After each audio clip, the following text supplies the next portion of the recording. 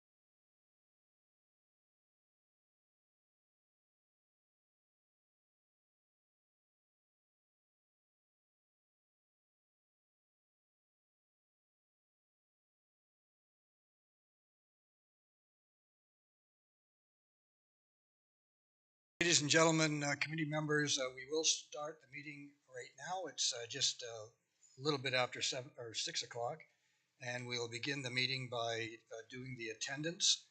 Uh, Councillor Coleman is not here. Councillor Pierce has given his regrets. Councillors Kyle and Garneau are on the screen, zoomed in, participating that way.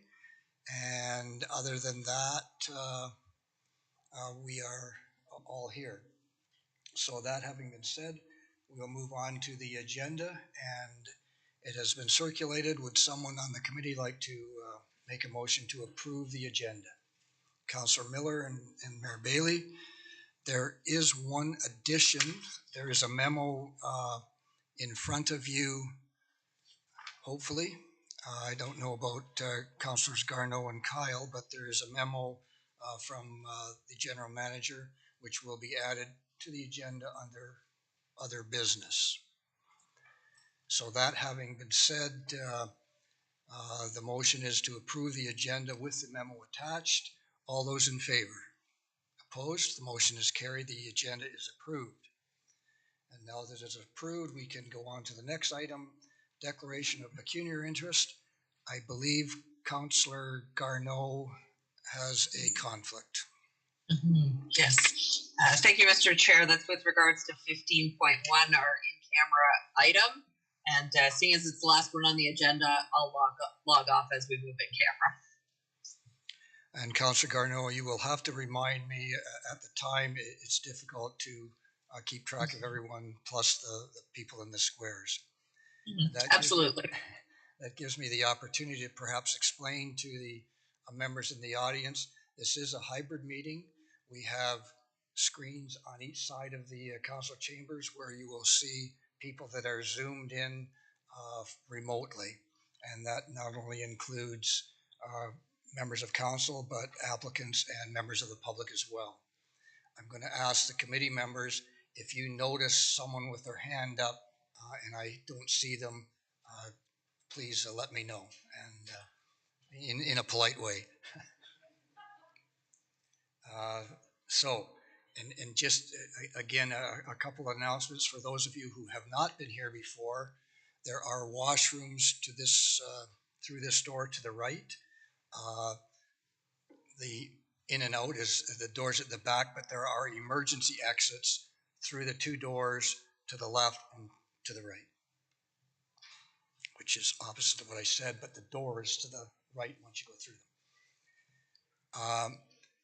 For those of you who have not been here before, we do have certain rules of decorum. In particular, when we do the public hearings, which we will be getting to, I would ask the members of the audience to not be disruptive. If you do want to leave during the meeting, please do not congregate in the foyer through those doors, because that's kind of an echo chamber and it's disruptive to the members of the committee and the people left in the building. So either go right outside, or alternatively, if you wish to talk about the hockey game or the World Series or whatever you want to talk about, there is a room through these doors to the left that you can make your way to if you don't want to remain in the council chambers while other hearings are being carried out. I would ask that you not applaud, clap, speak out, that kind of stuff, because it's important to allow people to make presentations, applicants, members of the committee, and ladies and gentlemen in the audience to not feel intimidated by that kind of behavior. So it's good to remember it's not a hockey game. It's a quasi-judicial setting where procedural fairness is important and disruptions can't be tolerated. And it's basically a matter of courtesy. And again, I'll expand on that a little bit when we get to the public hearing portion of the agenda. So let's proceed. And hopefully if there's any disruptions, the clerk will have to take it into her hands and toss you out of the building. There are no delegations, petitions, or presentations except for the public hearings, so we will move on to the adoption of the minutes from previous meetings. They were circulated with the agenda. Would someone feel comfortable in moving the minutes be adopted? Councillor Bell, seconded by Councillor Howes. Are there any errors or omissions?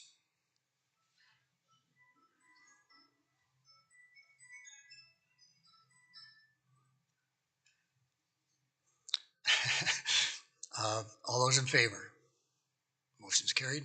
I didn't want to interrupt that phone call, but it gives me an opportunity to say, if you can, please turn your cell phones off. Okay, any business arising from the minutes?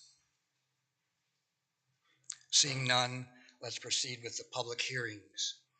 And there are a few public hearings this evening, each with a little bit of a different flavor. The first public hearing under item number 7 in the agenda is a public hearing with regard to a telecommunications tower.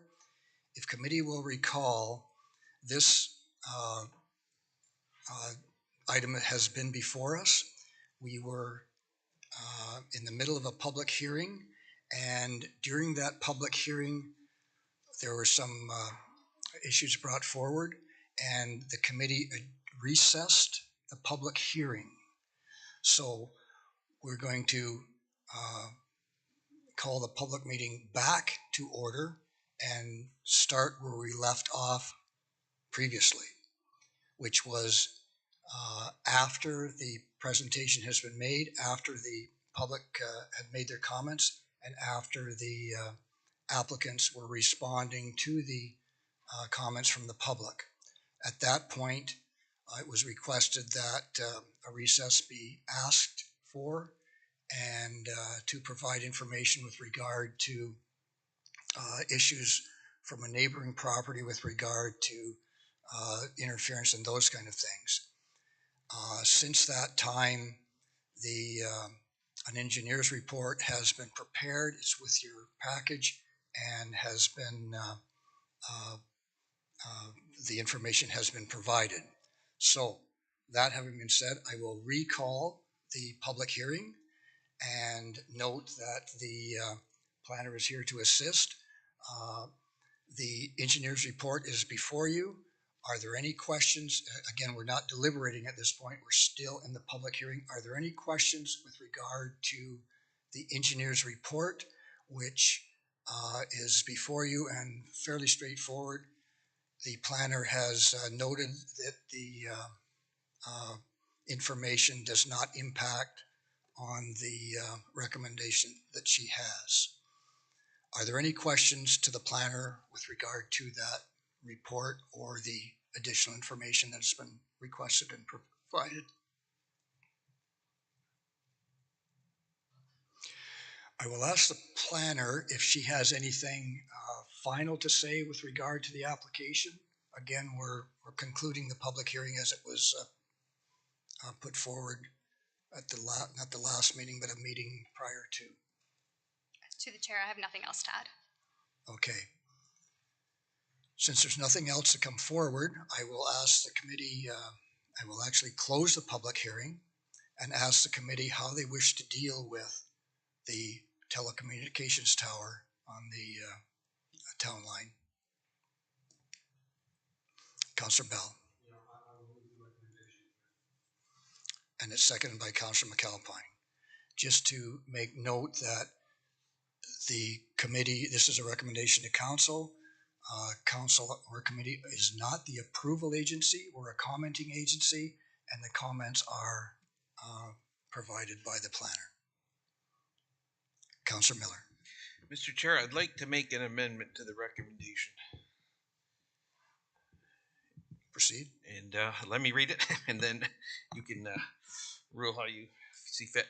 I'd like to add the amendment that notwithstanding the fact that the proposed cell tower location fails to meet branch telecommunications tower protocol in regards to natural heritage setback, nonetheless, the Planning Advisory Committee is supportive of the proposed location.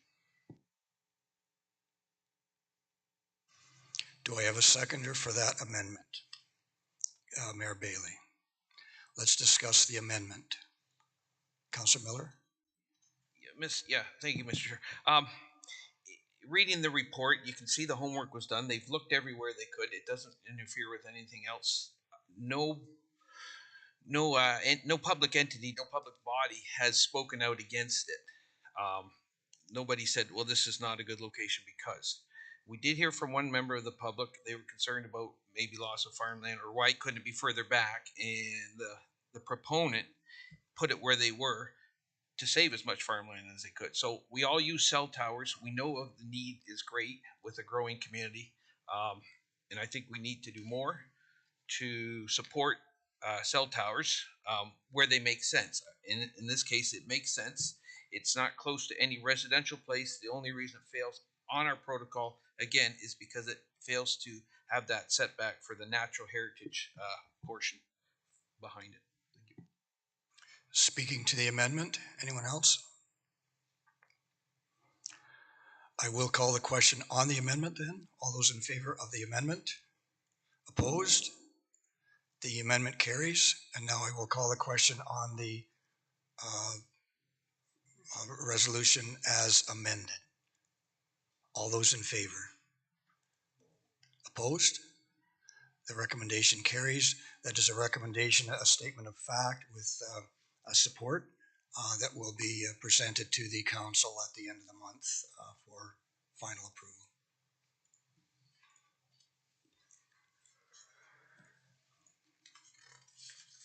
The next public hearing is a public hearing with regard to 738 Mount Pleasant Road. And the planner is making her way to the podium. I will call the public hearing to order with regard to 738 Mount Pleasant Road and ask the planner to introduce the application to the committee.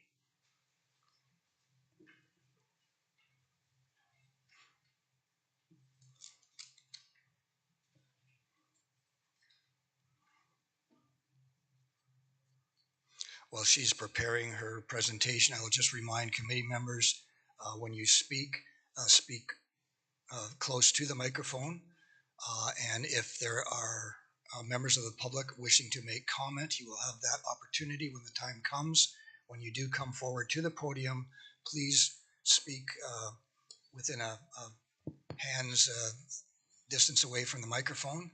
The reason for that is so people here can hear that, and people on Zoom can hear it as well.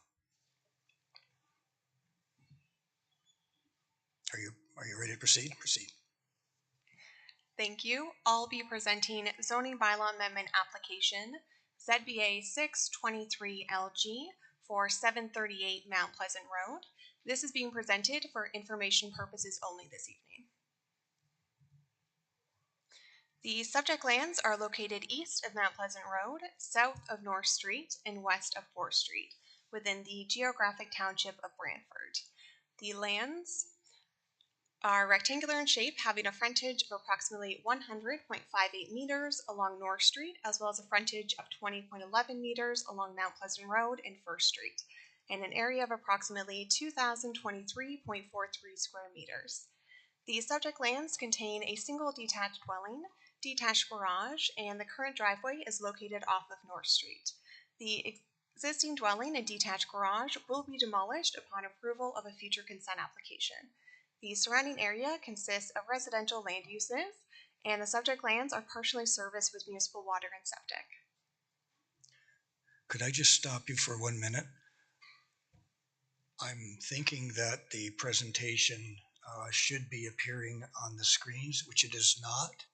And I'm wondering if we can adjust that so people can follow along with the presentation. My apologies.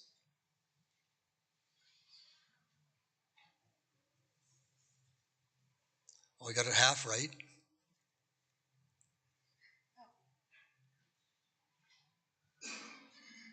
What about, here we go. Okay, now it will perhaps make a little bit more sense. Sorry, Gary, we still need to see the Zoom. That is Zoom. I'm sharing it to Zoom. Both of my screens have the presentation, just in case anyone has questions. So the Zoom, people at home can see it on Zoom and share the Zoom. Okay. So there's only 3 people or 4 people with cameras on, which is down the side.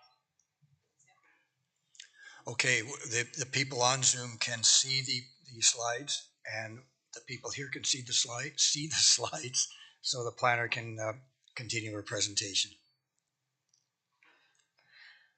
This application has 2 parts. Part 1 proposes to rezone the subject lands from suburban residential to suburban residential with site-specific provision to permit a reduced lot area of 747 square meters, a reduced frontage of 9.19 meters, and a reduced exterior side yard setback of 5 meters in order to facilitate a severance on the subject lands. The reduced frontage, exterior side yard setback, and lot area are a result of a required 3.92 meter road widening along North Street and 4th Street frontages, and a 7.62 meter daylighting triangle along the southwest and southeast corner of the subject lands.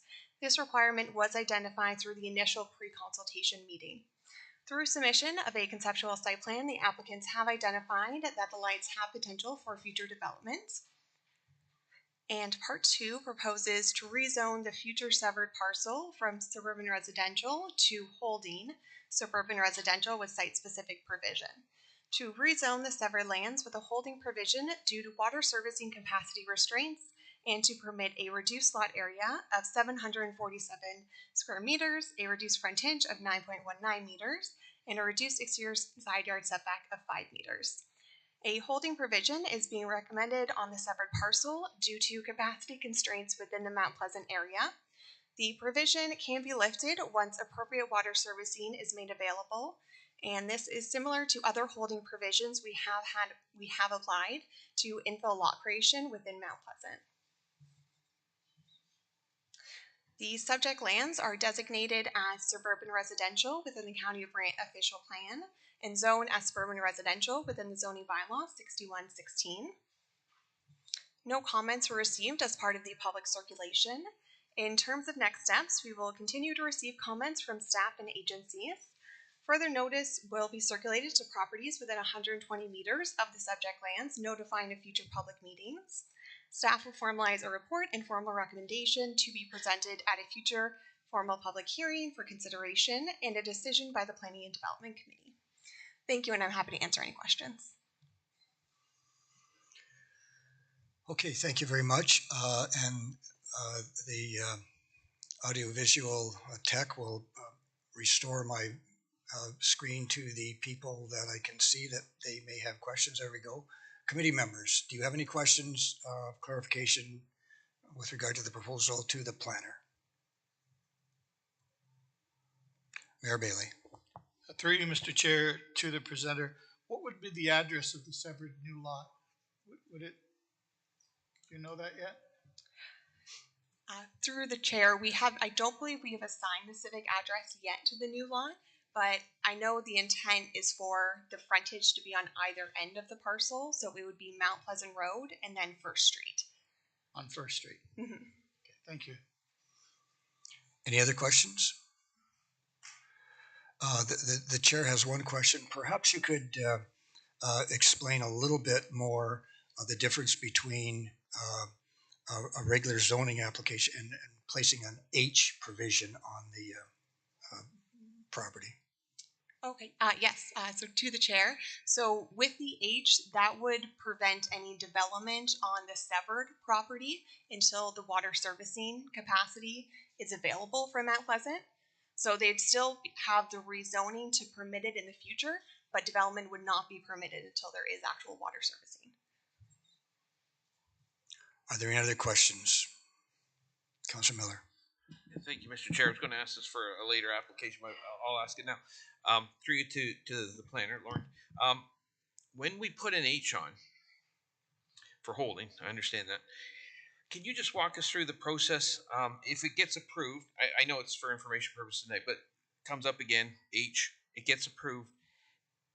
Is it, and then services become available. So now that application goes ahead, does it comes back to planning, or does it not? Through the chair, it would have to come back to the Plan Development Committee to actually have the holding removed in the future, yes.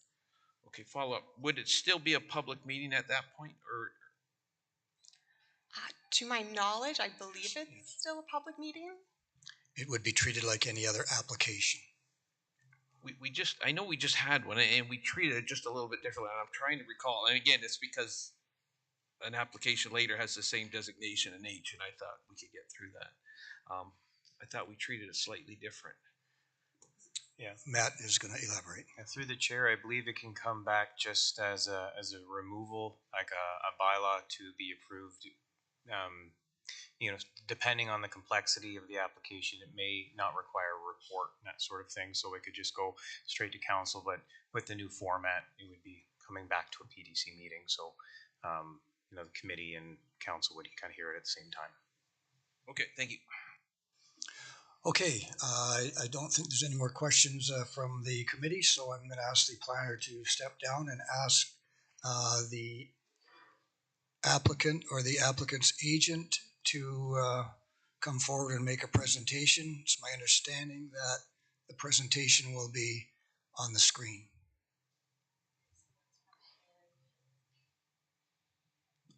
Good afternoon, Chairman. Thanks a lot for this opportunity for you. Good evening, members of council. I don't have a presentation necessarily to share. We're in agreement with the work that the planner has just kind of outlined to members of council and committee. But we are able to. I am available to answer any questions should there be any from the committee. Could you just identify yourself for the record? Yeah, my apologies. It's my name is Nick Wood. I'm with Corbett Land Strategies. We're the applicant and planning consultant on this file. Thank you. Committee members, do you have any questions to the applicant? I see no questions from the committee. I'm going to ask the applicant to just stand by. We will have comments from the public if they wish to comment. After the comments from the public, I will ask you to return and perhaps respond to the comments of the public. So stand by. Members of the audience, this is your opportunity to speak to this proposal in Mount Pleasant. Would there be anyone from the audience to come forward to speak to this proposal? Before I ask a second time, I'll just go through the rules. If you do wish to speak at the podium, you will have 9 minutes when you will be stopped. And then I will ask you to summarize your presentation and give you 1 more minute to summarize your presentation, which gives you 10 minutes to make a presentation. If you do come forward, you must state your name and address, and your comments must be respectful and Anyone who wishes to make comment is not prevented from doing so. Anyone wish to make a comment with regard to this proposal in Mount Pleasant? Final time. To the applicant, there have been no presentations from the public, so you do not have to respond. And I will ask, perhaps before I conclude the public hearing, if the planner has anything he wishes to add to the presentation. Through the chair, no further comments. Okay, I'm prepared to call the public hearing closed, and I will do so. The public hearing is closed. And I'm going to ask the committee how they wish to deal with the application. Councillor Miller. Move to receive for information, Mr. Chair. Do I have a seconder? Councillor Oakley. Any comments or questions? That will, assuming it passes, will come forward at an additional planning committee meeting for an additional public hearing where we will hear a recommendation at that time. But until that time, this is for information. All those in favor? Opposed? Motion's carried. And that brings us to the next public hearing. And this is a public hearing to consider a staff recommendation. And as the planner comes forward, the application is with regard to 6 Maple Avenue North. And I will call the public hearing to order and ask the planner to make a presentation to the committee.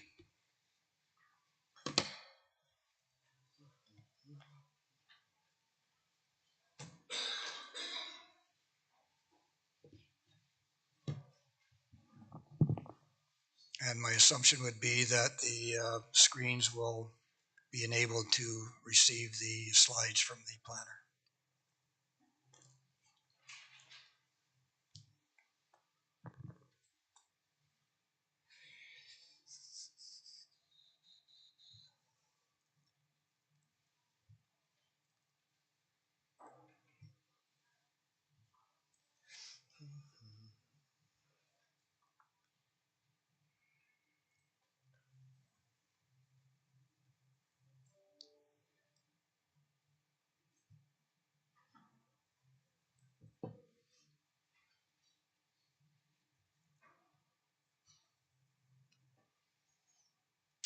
Thank you, Mr. Chair. This is a presentation for a zoning bylaw amendment application for property located at 6 Maple Ave North in Burford. And the agent, MHBC Planning, and the applicant are with us this evening. And planning staff are recommending approval of the application subject to a holding provision as outlined in the staff report. The subject lands are identified on the screen in red. They are north of King Street in Burford, on the east side of Maple Ave North. The subject lands are located within close proximity to a number of mixed land uses, including residential, commercial. We have recreational uses, as well as some institutional uses. And this graphic, which I've taken from the agent's planning justification report, just identifies the inner yellow circle is a 5-minute walking distance, and the outer circle is a 10-minute walking distance, approximately 800 meters.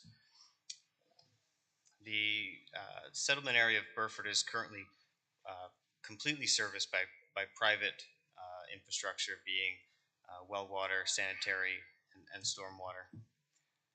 The official plan currently designates the parcel as urban residential. The red area is just to the south of that urban residential designation is the downtown core, and the purple area just to the east is the cemetery or institutional land use. The current zoning on the subject lands is suburban residential, which does currently permits low density residential uses in the form of single detached dwellings. So I'm not going to get into too much detail, but obviously there's a ton of history with this application dating back to 2017, 2018, where as we move to current day, we've seen proposals taking on different forms and different numbers of units, and I'm sure the residents here are very familiar with the various notices that they've received. So anything from 96 residential units in 4 low-rise apartment buildings, 80 residential units consisting of 2 or 3 apartment buildings, which brings us to the current proposal being presented this evening. So the current proposal, I'll just note that this is conceptual. The application is proposing a zone change to change the zoning on the subject lands from that suburban residential to permit other types of residential uses, such as single detached, semi-detached, townhomes, triplex, group homes, lodging house. These are zones, or these are uses and housing types that are permitted in the RM1 zone, which is a multiple low density. So the purpose of this application this evening is to seek a zone change that would permit alternative housing types. And I'll note that again, that this is the plan that you see on your screen is conceptual. It does consist of 46 townhouse units, and it basically demonstrates how these uses can be accommodated on this size of parcel on private services, and that the proposal does have consideration for partial or development on full services, which our applicants will likely touch on as part of their presentation. So in reviewing this application, there's a number of things that are being considered or have been considered as part of the planning staff review. And the first is the location of this property in relation to everything else. This property, as I mentioned, is located within close proximity to the downtown core, consisting of a wide variety of retail, commercial, service, and recreational uses. We are looking to identify how the development of this parcel can achieve or contribute towards the achievement of complete communities. So this is how well can we integrate this property or development of this property into the community and provide connections to those surrounding land uses. We're looking at the protection and enhancement of existing trees. We're looking at sustainable, efficient use of land within the established built-up area. So this area, the location of this parcel is located within the built-up area. This is considered a prime example of infill development.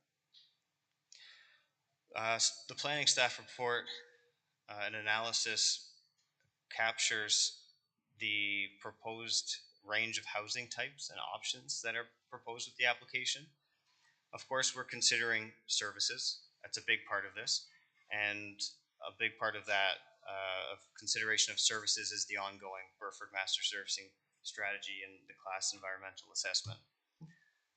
So to get into the servicing component, currently in process, there have been public meetings and information put up to the public over the last few years. The Burford Master Servicing study is required to determine preferred alternatives for water servicing, wastewater servicing, and stormwater drainage infrastructure to meet the needs of the Burford community long-term planning range.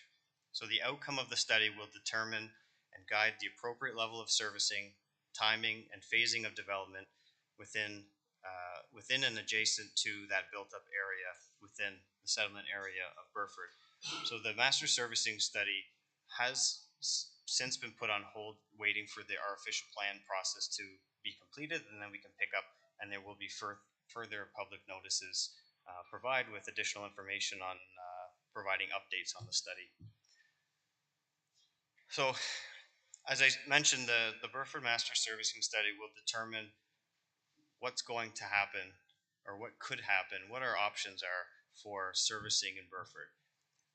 Will Burford get full services, water, sanitary, storm? Will they get partial services, maybe just water, maybe just sanitary, or maybe no services are coming at all?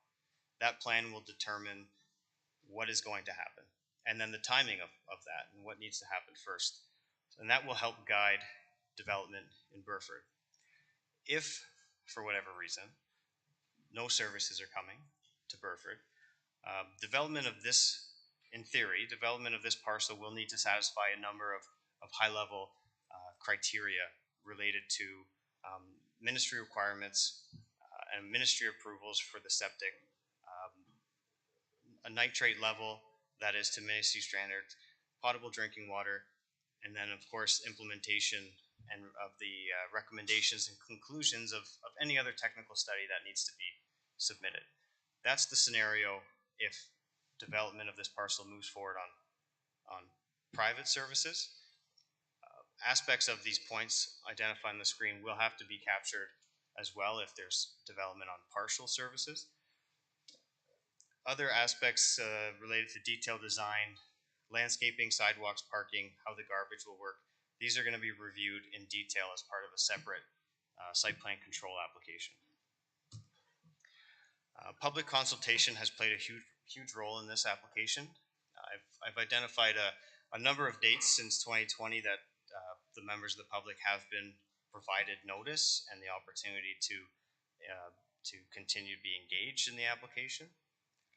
The points on the screen identified kind of the themes of concern: increased density population, maintaining the character, compatibility, again, services, what's going to happen to Burford at a higher level if services do come, increased traffic, tree removal, impact on emergency services. So planning staff are recommending approval of the zone change application going from suburban residential to the low or residential multiple low density RM1 zone to permit those alternative residential uses. We think that, I personally, professionally, think that these types of uses on this site, in this location, would be an efficient use of land for this parcel. The recommendation includes a holding provision.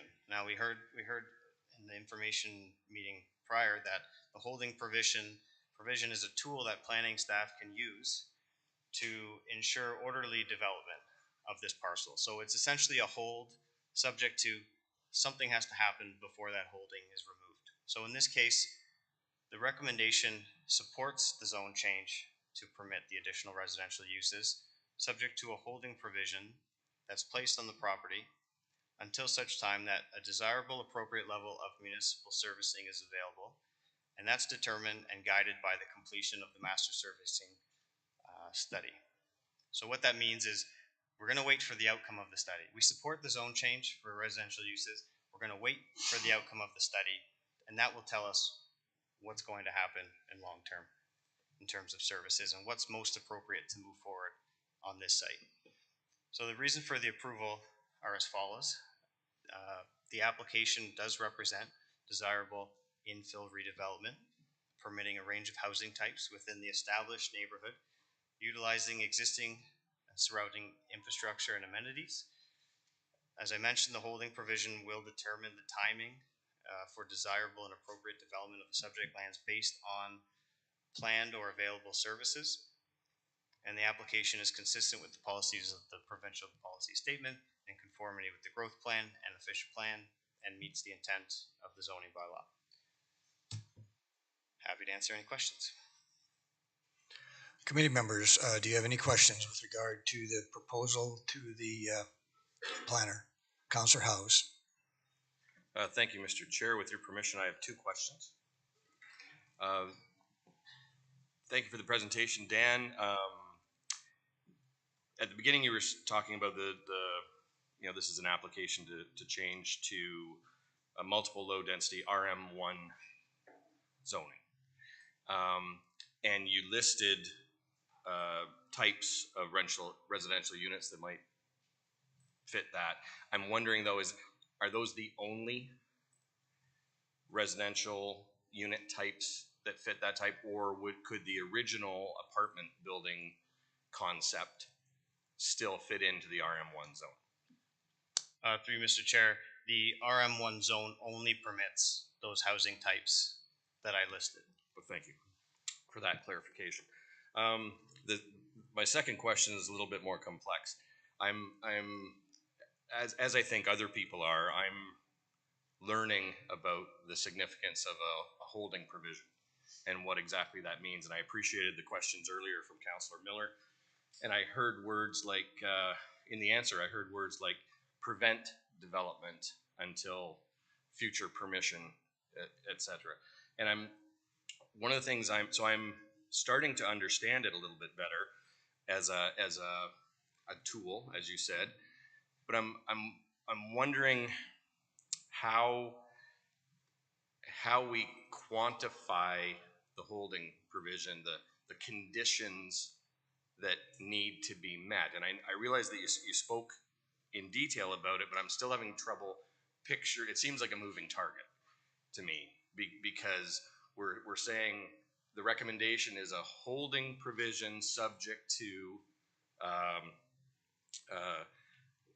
subject to an appropriate level of municipal servicing is available, but we have no idea what level of servicing is coming.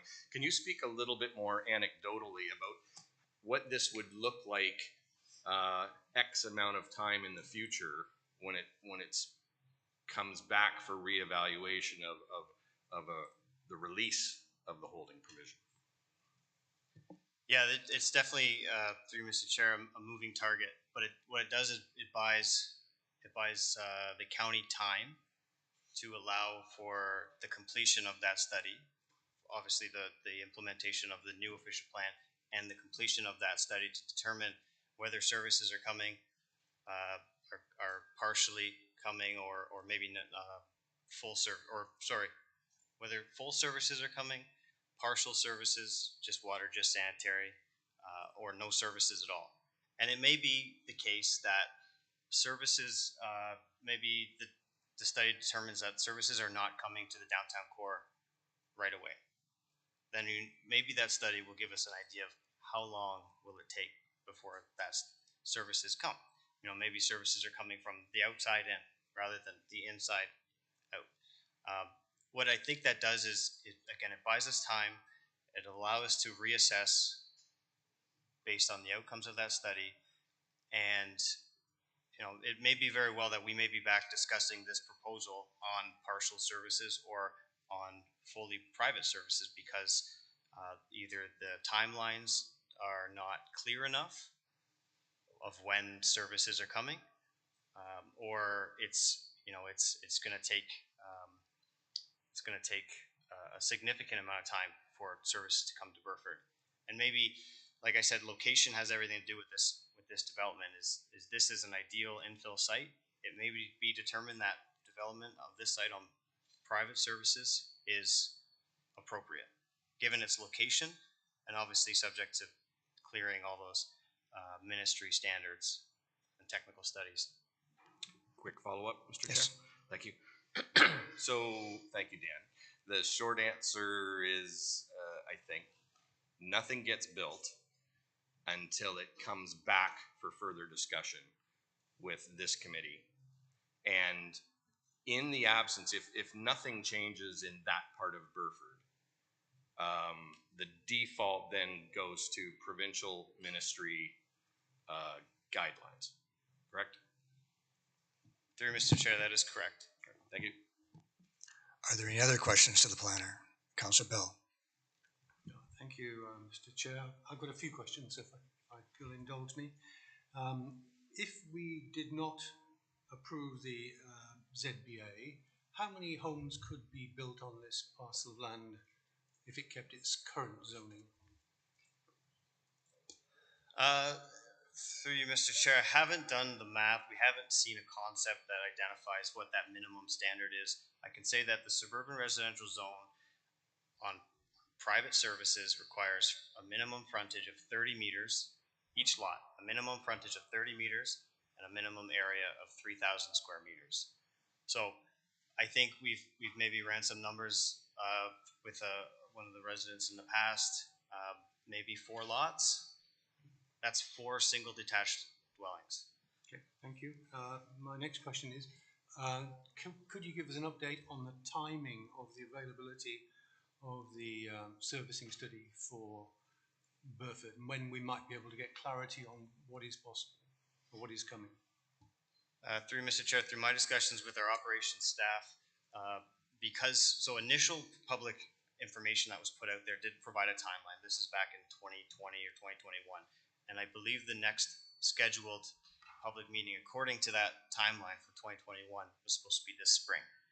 Now that was before the official plan was delayed, and discussions with operations last week confirmed that the study has been put on hold in a sense in terms of public consultation until the official plan is done, accepted, approved, and finalized, which is May. So maybe we're looking at another public consultation in the fall.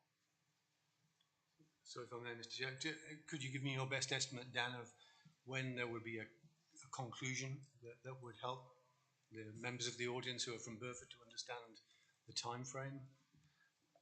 Through Mr. Chair, unfortunately, I cannot. Okay, thank you. Final question. RM1 zone permits quite a wide range of housing types. Was any consideration given to limiting the number of different housing types? For example, if it was limited to single detached, semi-detached, and row house, was any consideration given to that? Through Mr. Chair, there was no consideration to limit the zone. I think the important thing was to avoid any site-specific provisions, include the general RM1 zone, which we feel all of those uses could be accommodated on this site appropriately. Again, detailed design subject to site plan control, which will again look at all this, meeting all the setbacks, and a detailed design that does contribute positively to the character of the area and the achievement of complete communities. So there wasn't any concern of any of those uses not being compatible for this site. Now is not the time to offer opinion. I realise that, so I'll keep that. I have one final question, if I may. If a zoning bylaw, a zoning amendment is agreed tonight, would we see back in this forum the final design proposal? You said this is just a conceptual one. Could it be that we approve the ZBA and then we get a design which is completely different from what we're seeing in front of us today, without any reference back to council? Through Mr. Chair, I'm treating it as conceptual, knowing that this application is just for the zoning and not the site plan approval component, which will come after, in the future. I believe you should pose that question to the applicants as well, so that they could demonstrate how much work they've put into this particular concept.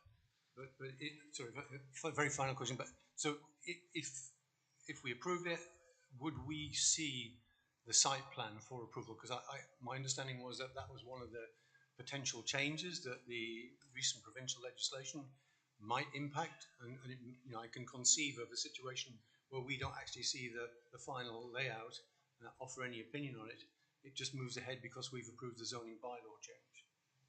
Through Mr. Chair, you'll likely see a more accurate concept, if not the same concept, at the time of removal of the holding, when that application comes to this committee, where the applicants will demonstrate what the solution will be and whether or not it's appropriate. I have to ask one more question. Would we have any authority at that point in time to make a change? Say we do not like that concept? Or are we making the decision tonight through the zoning bylaw amendment? Through Mr. Chair, in terms of approving the site plan, that's something that this council, this committee, no longer has authority over as part of the provincial changes. But certainly any feedback that's provided will be considered as part of the design. Thank you. Thank you, Councillor Bell. Any other questions to the planner? Just one from the chair, and that is, just to be clear, the proposal that we see with the buildings on it is concept, and that's not being approved. It's the zoning is being approved with the holding provision, provided that it passes the purview of the committee. Through Mr. Chair, yes, that's correct. And there would be nothing preventing the applicant from bringing forward a proposal different from this, for example, a proposal for 4 or 5 single detached homes. Through Mr. Chair, that is correct. I'll also note that the RM1, like any concept that's brought forward, any change in concept will need to meet the standards of the RM1 zone, setbacks, building height, all of those provisions.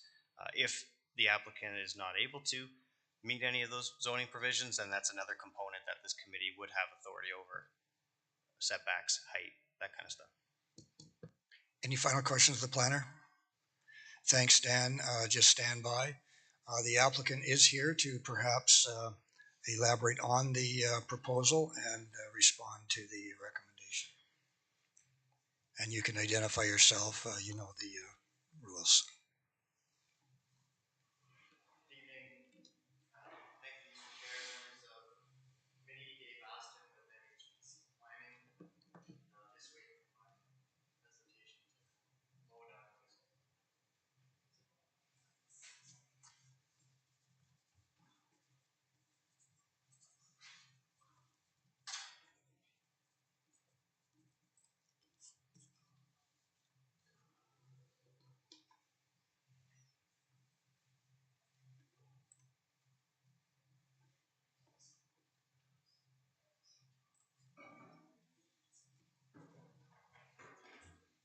Thanks for the opportunity to speak this evening. I do want to thank Dan and all the planning staff for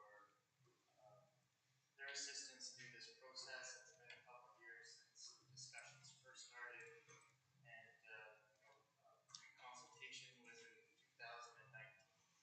And as Dan mentioned in his report, the concept has evolved since that first pre-consultation meeting to the concept that is here before you this evening with county staff support and recommendation for approval.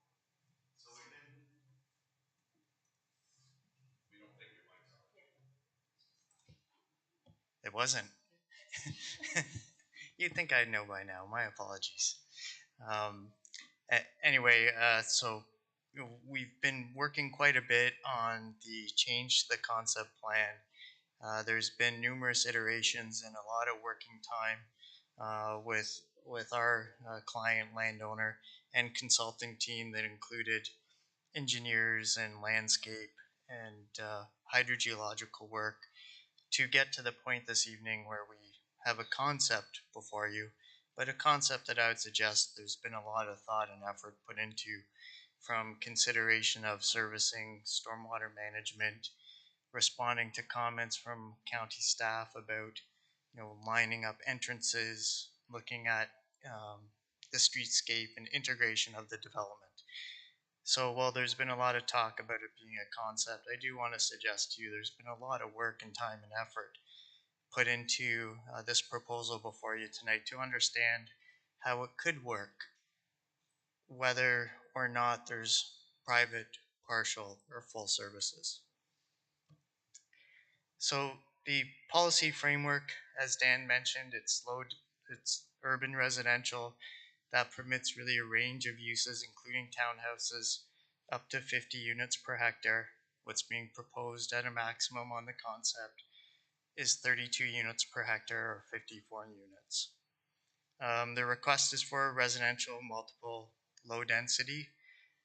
Previously was the high density RM3, which would allow the apartments. So with the change to that, what I'd call, I guess, higher density in context of this zoning is removed. I think to Councillor Bell's question or comment, if there's a serious concern of the range of uses, be happy to entertain any suggestion on what should be removed. The intent here is to build singles, semis, or cluster townhouses. This was the initial apartment concept plan. We've moved past that into a revised townhouse concept plan. I would agree with Dan's comments on the number of single detached units. If we looked at a full private service, 1 acre per lot, we're talking about 4 or 5 units. But like I say, a lot of work has gone into understanding the hydrogeology, the geotechnical, the nitrate levels on this site and areas surrounding, to get to the point this evening where information has been provided that could that illustrates how the lands could develop with or without services. Fully acknowledge that there's another step in the process with the holding provision that would require probably more refined detail or information to ensure if it went on private services or partial services, county and ministry guidelines and standards are being met. A couple things on the concept that we're proposing. We're not proposing any changes to parking, changes to outdoor amenity spaces or setbacks. We're over providing parking as an example with this current concept. This is street view, and we rendered the townhouse units. You can see the idea along the street frontage is a bungalow on each end unit to help with that kind of transition from one story to 2-story, which is the maximum height the units are proposed at. So this gives you a sense of a shot of the rendered units at the proposed heights of the streetscape along Maple Ave in both directions, north and south. So in our opinion, what you're seeing is fitting within the streetscape. The scale isn't overpowering on the streetscape, and by orienting the units as we have them facing the street, it gives an element of interaction with the street. The zoning and proposed development comparison, really all to say here is we're proposing a concept that complies with the zoning requirements. The RM1 zoning establishes these zoning requirements. Should the concept change, it would need to follow the RM1 zoning, as Dan has mentioned. From a townhouse perspective, this is just an example of other 1- and 2-story townhouses. Nothing more to show that this is a bit of the idea that's being proposed. We're proposing at minimum 6-meter wide townhouse units, which are fairly large by standards in areas for townhouses. And then the end bungalow units would be a little bit wider. So the proposal that is before you for the zoning bylaw amendment for RM1 conforms to the county's official plan, and in our opinion provides an opportunity to introduce additional housing choice in Burford. There are no agency concerns, and county staff support the proposed development. We acknowledge the H provision that future work will need to be done. We know that future site plan application will require more detail. And this evening, we're requesting that you support the staff recommendation to approve the zoning bylaw amendment with the H provision. Thank you. Just stand by. Perhaps there are questions from the committee to the planner. Councilor Miller. Thank you, Mr. Chair. Just one question through to Dave. Dave, can you just talk about the stormwater? Because I'm used to seeing stormwater management ponds in the middle of the proposed or the diagram we got. There was a stormwater management area. Is that area to take all the drainage for that property to the middle? And is it going to be just ground infiltration, or is there going to be a pond there, or do you have the details? To you, Mr. Chair, it'll be a combination of infiltration and outlet of that facility. So that area is designed to accommodate all of the storms within that central area. And if at the end of the Paris Service Master Plan, if there's a different solution, we could look at that, but the intent is to accommodate all the required stormwater management of all the storms on site.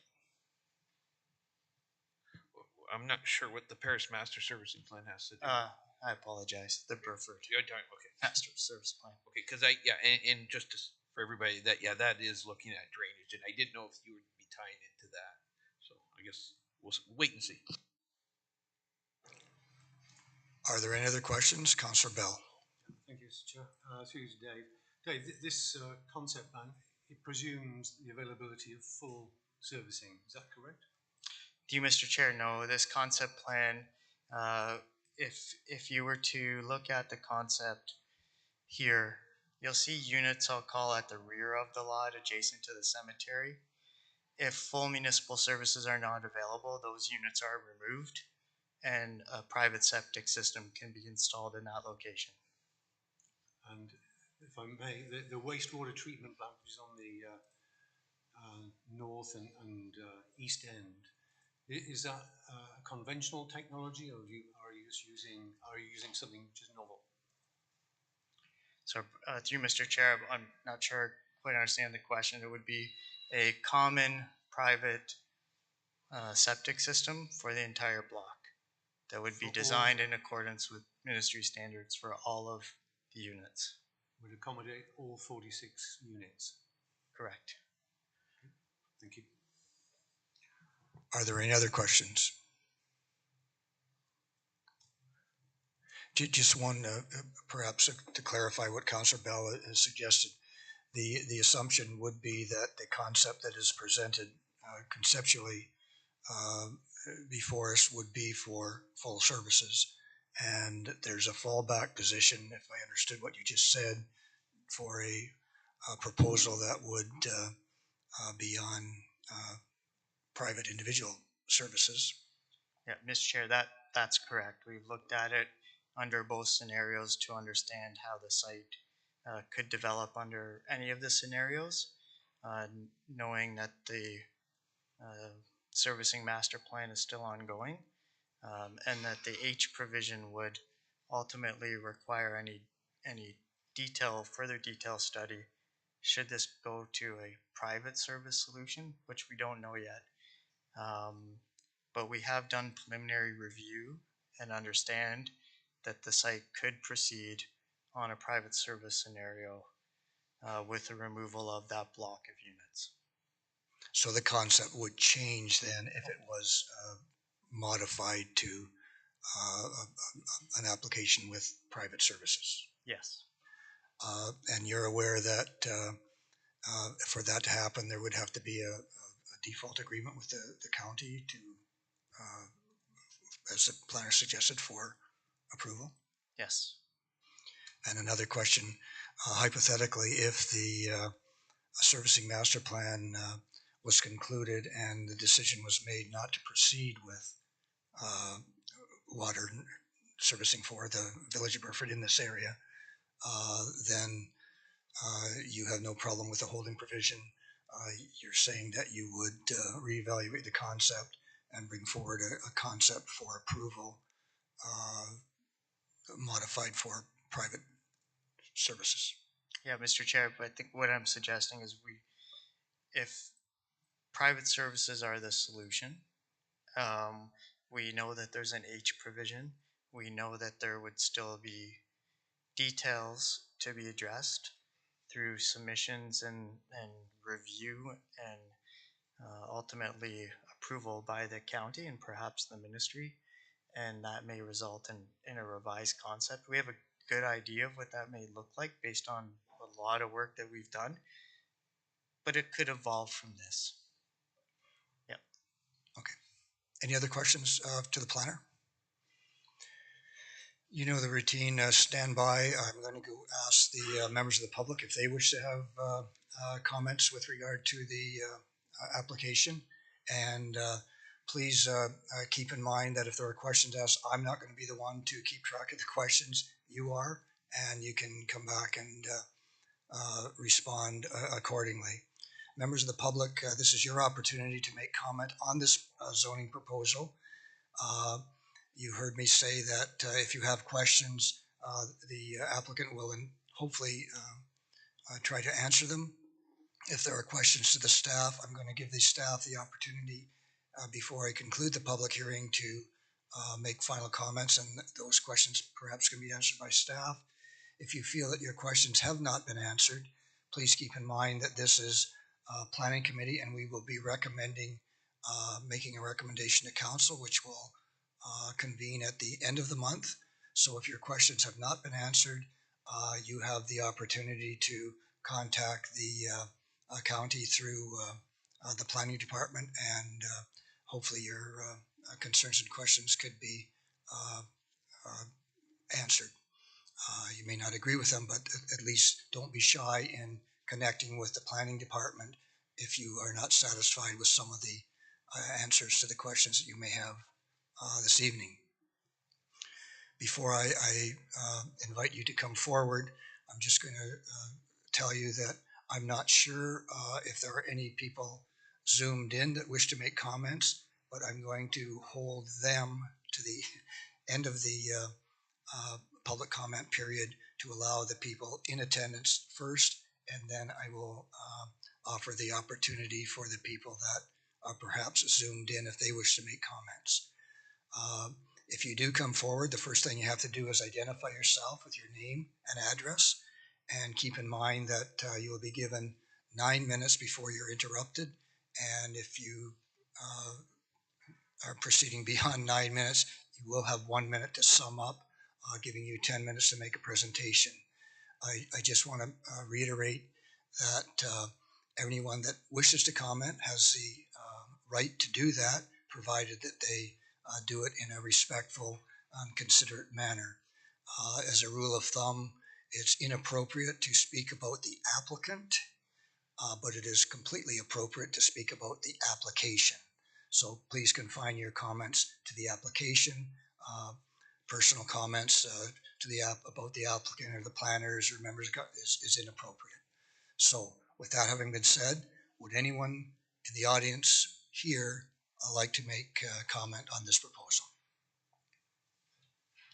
And I know Mr. Robinette, please come forward, and just so I have an indication as Mike is coming forward to make his presentation, anyone else that I can put in the queue wishing to make comment? Yes. Okay, I have an idea of what to expect. Mike, you know you made presentations before. Please make sure the green circle is on and at your microphone, and speak about that far away from the microphone. And again, you'll be allowed to speak without being interrupted. Proceed. Good evening. My name is Mike Robinette, and I live with my wife Gail at number 10 Maple North. I am opposed to the current proposal for number 6 Maple North and its rezoning application. If accepted, the land in question would have a higher density than the previous plan. I looked at the previous plan. There were 47 townhouse units. This one has 54, so they have more on there. Such a townhouse development will adversely affect the property values of nearby homes, especially ours at number 10 Maple, which is situated on the north side of the number 6 Maple site. This project of infill housing should be in keeping with the current neighborhood detached home mix. Several of the nearby homeowners never expected that an extensive townhouse development would ever be built on the site. When the school located on the site was closed, many believed it would be repurposed by the county for such uses as a retirement home, daycare, medical center, or some other community activity. According to county officials, now this differs from what Dan said before. I had heard previously that 6 detached homes would fit within the current well septic approach. If a central water system were to come to Burford, the site could allow for several more such homes to be constructed. These would be accessed by a cul-de-sac.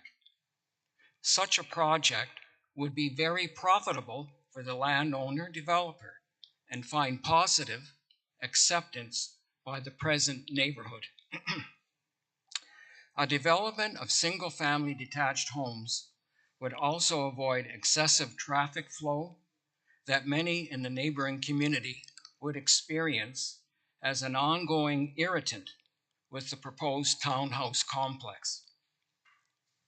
Another possible option that the neighborhood would strongly support is the creation of a seniors complex on the site. This type of development would have a much lower resident density because this housing would be composed of single-story, one-bedroom units that would average only 2 residents each. Good examples for such housing is West Side Village, near the Burford Arena. And another, the housing units which are separate from the main building of a complex called Seasons, which is a retirement facility in Brantford near Assumption College. Units of this kind of housing are only sold to seniors. Such a development could be directed by a condo board, which would oversee sales and maintenance.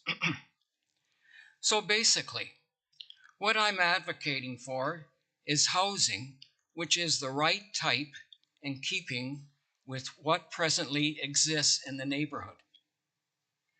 This is detached single-family homes that provide a low resident density ambience that homeowners move to Burford to enjoy. What the property owner developer is proposing will strip this away. The type of housing they are proposing is acceptable in newly constructed subdivisions in which home buyers know what they're buying into. They make their choice aware of the residential mix. But number 6 Maple is an infill project in a long pre-existing older neighborhood. Any infill there should conform with the desires of the residents who have already invested in the neighborhood. The resident density must remain much lower than what the owner developer is proposing and seeking a rezoning to do so. It is only fair that this rezoning be rejected and the site used in an appropriate manner. As I stated, there are other options for the property that could be implemented which would provide for a healthy profit for the owner developer. Yes, there are better options than the townhouse plan being proposed.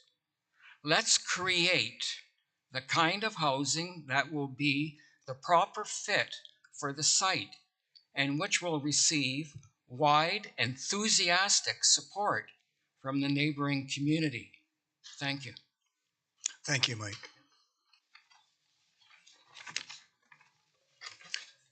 And I believe Mr. Leach had his hand up. He can come forward. And as Rick is coming forward, if you haven't already, Mr. Robinette, you may wish to provide that presentation to the planning staff.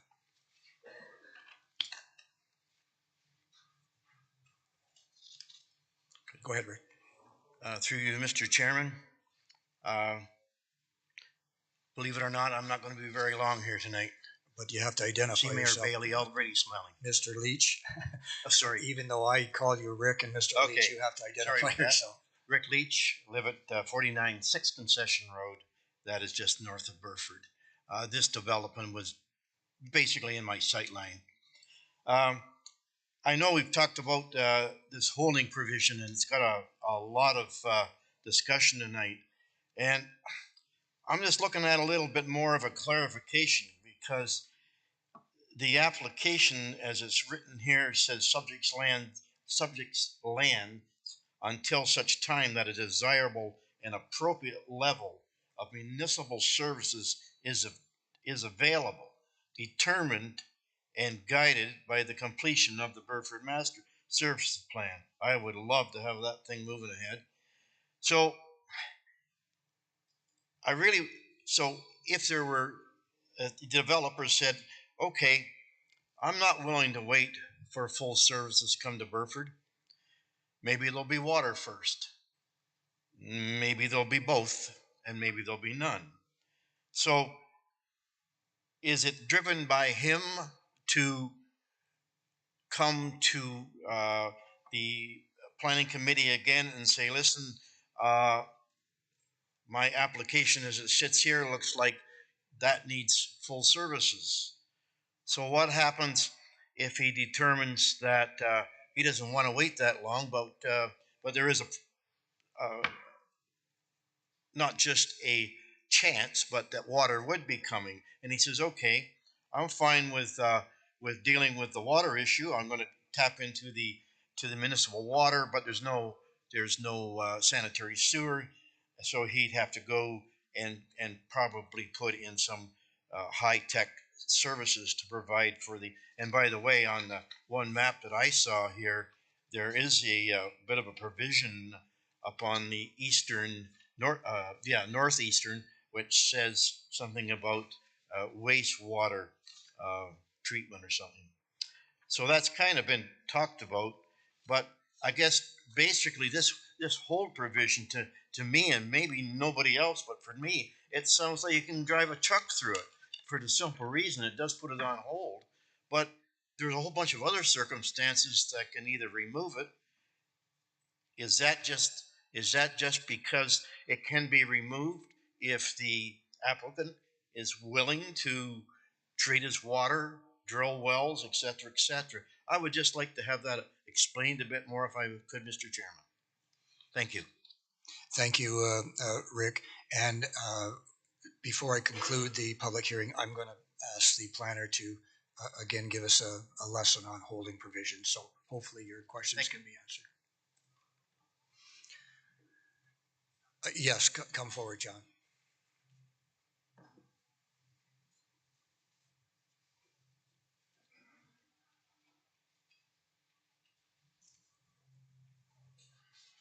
Good evening. I'm John Waters. I live in Maple Ave South. To my way of looking at this proposal, it really hinges on services, water and sewers. And I, for one, am not in favor of water and sewers, and every one of my neighbors I talk to are dead against it. So therefore, having said that, if the majority of people I'm talking to, and I just recently talked to somebody who just put in a new sewer system of their own, and they spent a big pile of money, and they sure don't want it. So I know of at least 4 wells and at least 5 septic systems that have gone in the Burford proper right now. So those people are dead against spending any more money on services from the county. So having said this, there's a big push to stop water and sewers coming to Burford, so the services coming to this site are not happening the way I see it. And to go ahead with a very low density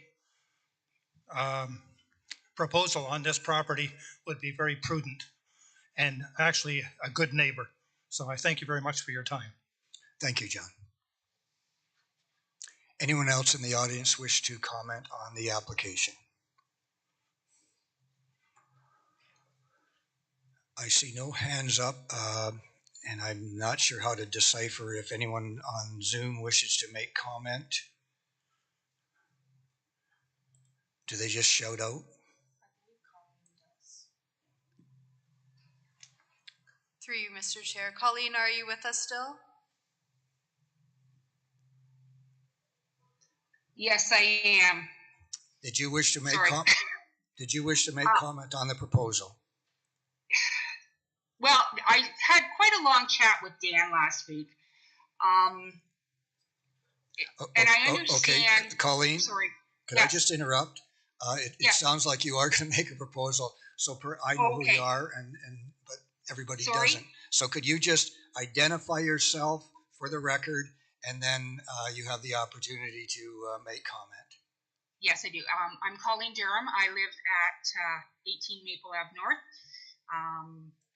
I had quite a chat with Dan last week, and it was quite informative. He went over the guidelines as far as zoning issues and property sizes and all of that kind of thing.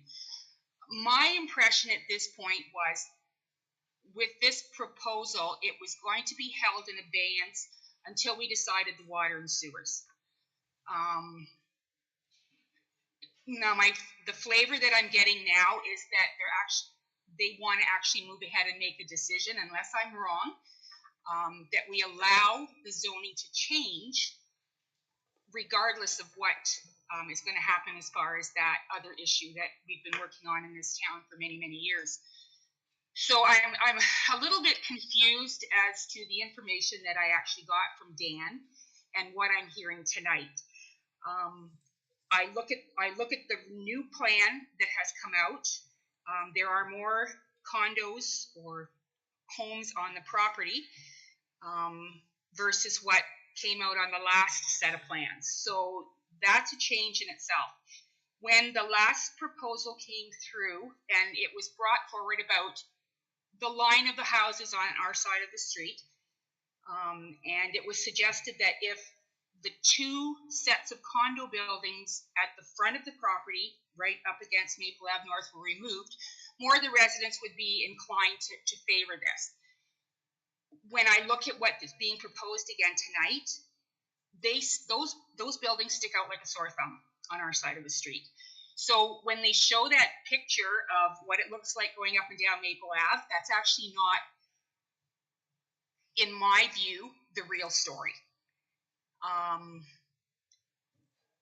Like I understand we need to change in this town to an extent. My feeling is this is being bulldozed through. Mr. Grover bought the property as low density and has been trying for a number of years to have it first start at high density, and now he's dropped it down to medium density. So there's just a lot of conflicting things that are going on right now, and because of the format of these meetings too, it's more difficult to try and deal with all of the questions that are going on. I don't know. I'm a little frustrated. So I'm not making myself that clear, and I'm sorry about that. But I think we need to stop and actually look a little bit more and actually listen to what people in the town want. Progress is definitely going to happen. I get that, but I think we need, like Mr. Robinette said, to follow the flavor of where we live. We all live out here because we like the size of our lots, because we like the town that we're in. We don't want to see what happened to Paris happen out here.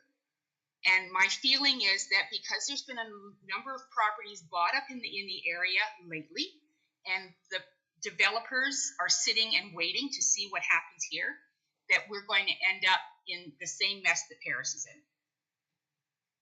So, and I'm not sure how we move forward so that we can get more opinions from people. But yeah, I'm just a little concerned that even though this has been dragging on since 2017, we're still moving a little too fast before we see what happens with water and sewers. So that's all I have to say. Thanks, Colleen, and your comments are noted, and even though we can't see you, we can tell you that your comments have been received. Okay, thank you. Anyone else? A final time before I ask the applicant, the agent of the applicant, to come back and perhaps respond. If there's anyone online, you're just going to have to shout out because I can't tell whether you're wanting to or not. I see none and hear none, so the applicant, you have an opportunity to respond to some of the comments. Thanks, Mr. Chair. Not too many. I just wanted to clarify one comment on what the previous plan showed and what the current plan shows. And the previous plan was showing 47 units, but it wasn't showing units that are potential on the east side of the lot where the wastewater system would be if it went to private services. So sorry for any confusion there, but that's the difference between the plans. Just a comment, I took a quick look at the one project that was mentioned in Brantford, the Seasons, and what I saw was a block of 24 townhouses and then a large building on the site. So I don't know that it's fair to suggest, a comparison of what the differences are. I think what's being proposed is a low density type of development within a land use designation that currently permits low density type of development up to a density that's higher than what's being proposed. I don't know that I need to weigh in on the holding provision. I think maybe staff can clarify that. I fully understand how the holding provision is implemented, the process to undergo that. I don't see it as in any way that as the landowner, say tomorrow, or should council approve, they come in and say, we want to remove this. We're fully aware that there's a process being undertaken that needs to be completed before any of those discussions can even occur. But that's not to suggest that you can't consider in principle and support what's being proposed for the zoning. So Thanks. Happy if any other questions, but thank you for the opportunity to come back. Okay, we've heard from the applicant, we've heard from the public. Before I proceed to close the public hearing, there is confusion with the holding provision, understanding that. I'm going to ask the planner, perhaps, or planning director to respond with regard to trying to clarify and clear up some of the questions with regard to the holding provision. Sure. So through the chair, the holding provision is really a tool that we're able to use through the Planning Act. And as Mr. Aston alluded to, it would allow the project to be sort of approved in principle. And in this particular case, the approval is based on the servicing study that's going to be coming through for the Burford community. The holding would be put in place until such a time as it's determined what level of servicing would come to the property, and the level of servicing would dictate how that property would eventually be developed. So, depending on the scale of servicing, if it's full servicing, the applicant would have the ability to come in with a little more density. If it's only partial servicing, it would be less density, and if there's no servicing, then they would have to determine, a different route for 100% private servicing.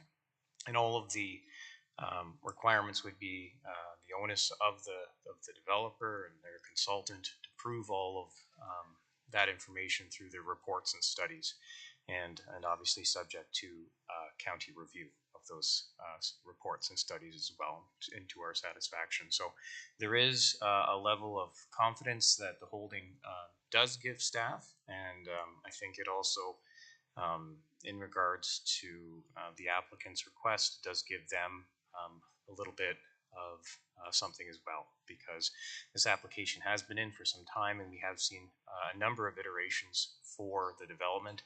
I think the most recent one, while it does meet a lot of our check marks, there's some uncertainty with the servicing that still needs to be determined for the site, and so that's why staff have proceeded with the recommendation with the holding. And once as I stated, once it's been determined what level of servicing has been determined, it'd be something that would be brought back to this committee for consideration of the removal of the holding. And then in terms of process, it's very similar to a regular zoning bylaw amendment.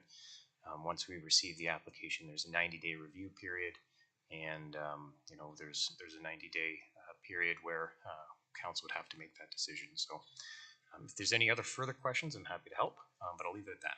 Thanks very much. Yes, go ahead, Steve. Thank you, Mr. Chair. Through you to Matt. unrelated to holding provisions. Just going back to the comment that the applicant made in their last time at the podium, can you clarify the current designation of this land and how that relates to the? I think the applicant mentioned that the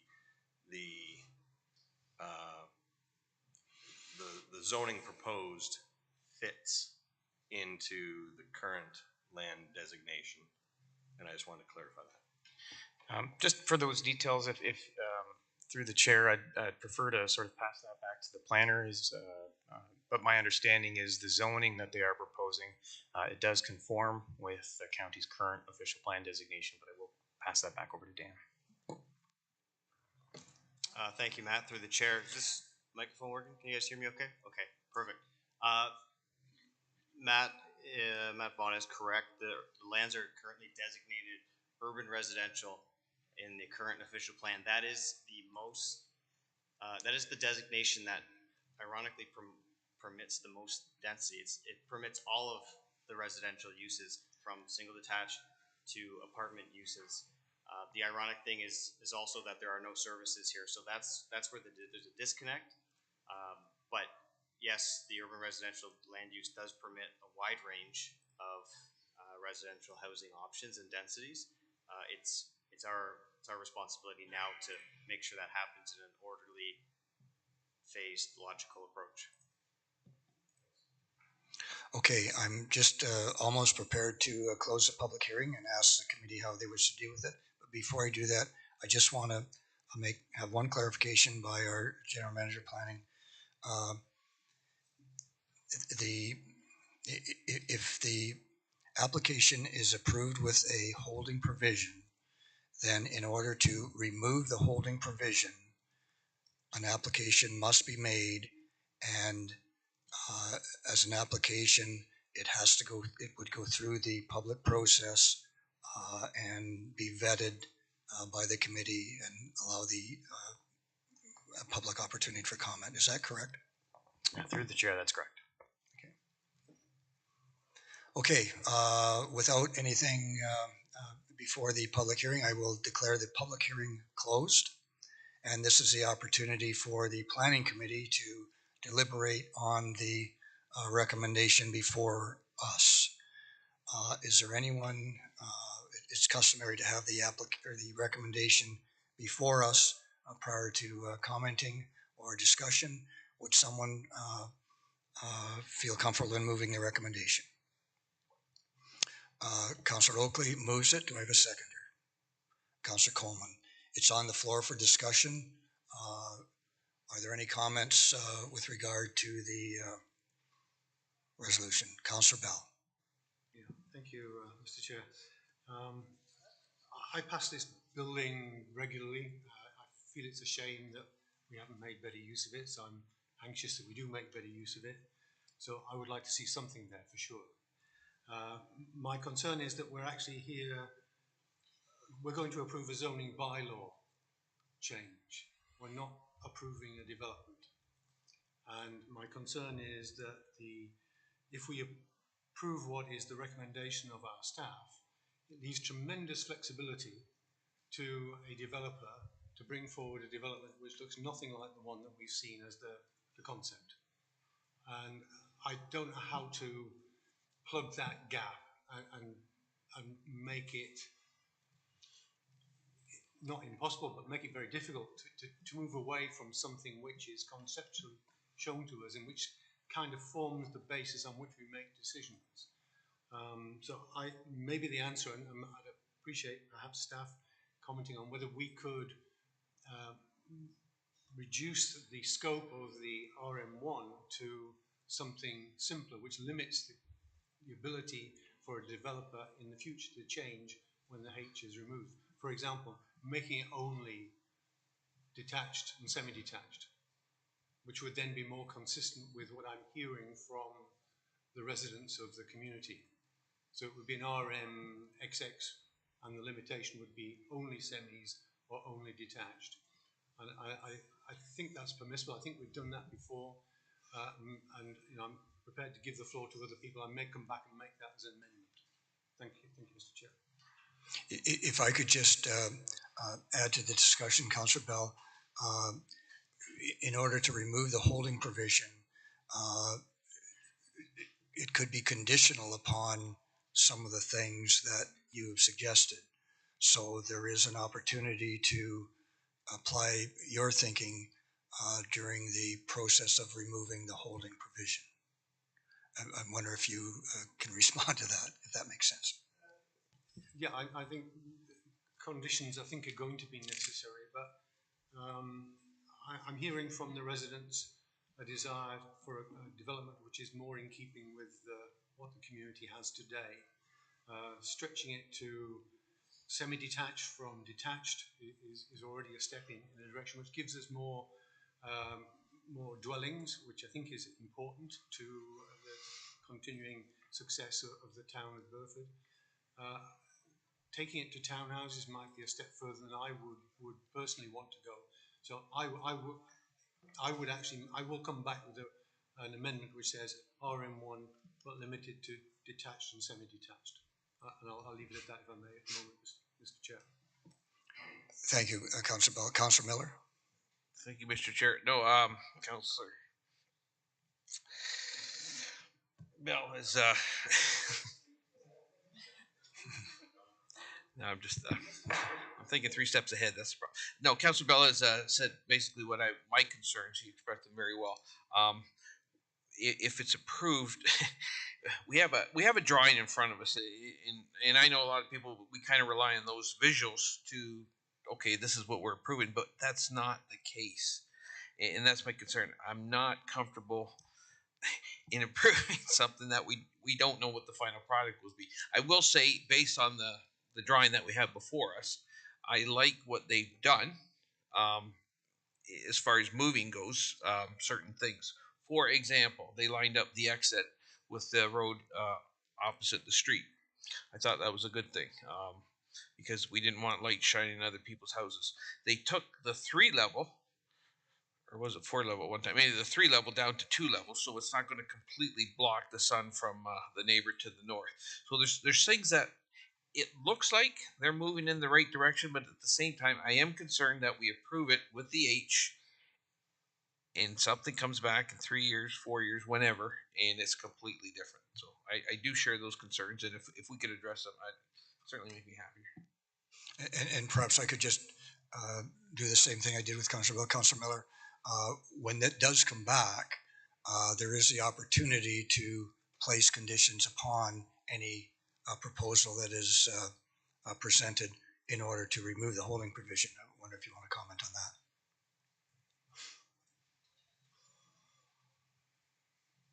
You don't have to. No, I understand. I may not be here. That's all. I'm here tonight. Councillor House. Thank you, Mr. Chair, through you. I'm increasingly supportive of the holding provision as a tool. And part of the reason why, and is I'm going to refer back to a time before I was on council, but as I recall the facts, a local developer, or no, a developer wanted to take a local golf course and put 400 houses on it. And it ended up going to a tribunal appeal. And the developer said, since we're going to the appeal anyway, let's make it 748 houses instead of 400. And whereas if the 400 had been approved with a holding provision, there would be 400 houses on the golf course when the servicing and infrastructure was allowed. So with that logic in mind, I'm increasingly appreciative of the strength and value of a holding provision tool. Thank you. Any other comments before I go to Councillor Bell, if anyone else wishes to? Mr. Chair, it's a response to Councillor Howe's comment. Yeah, just 1 second, Councillor Bell. Before I go back to a second time, I'm just checking to see if the other councillors have their hand up.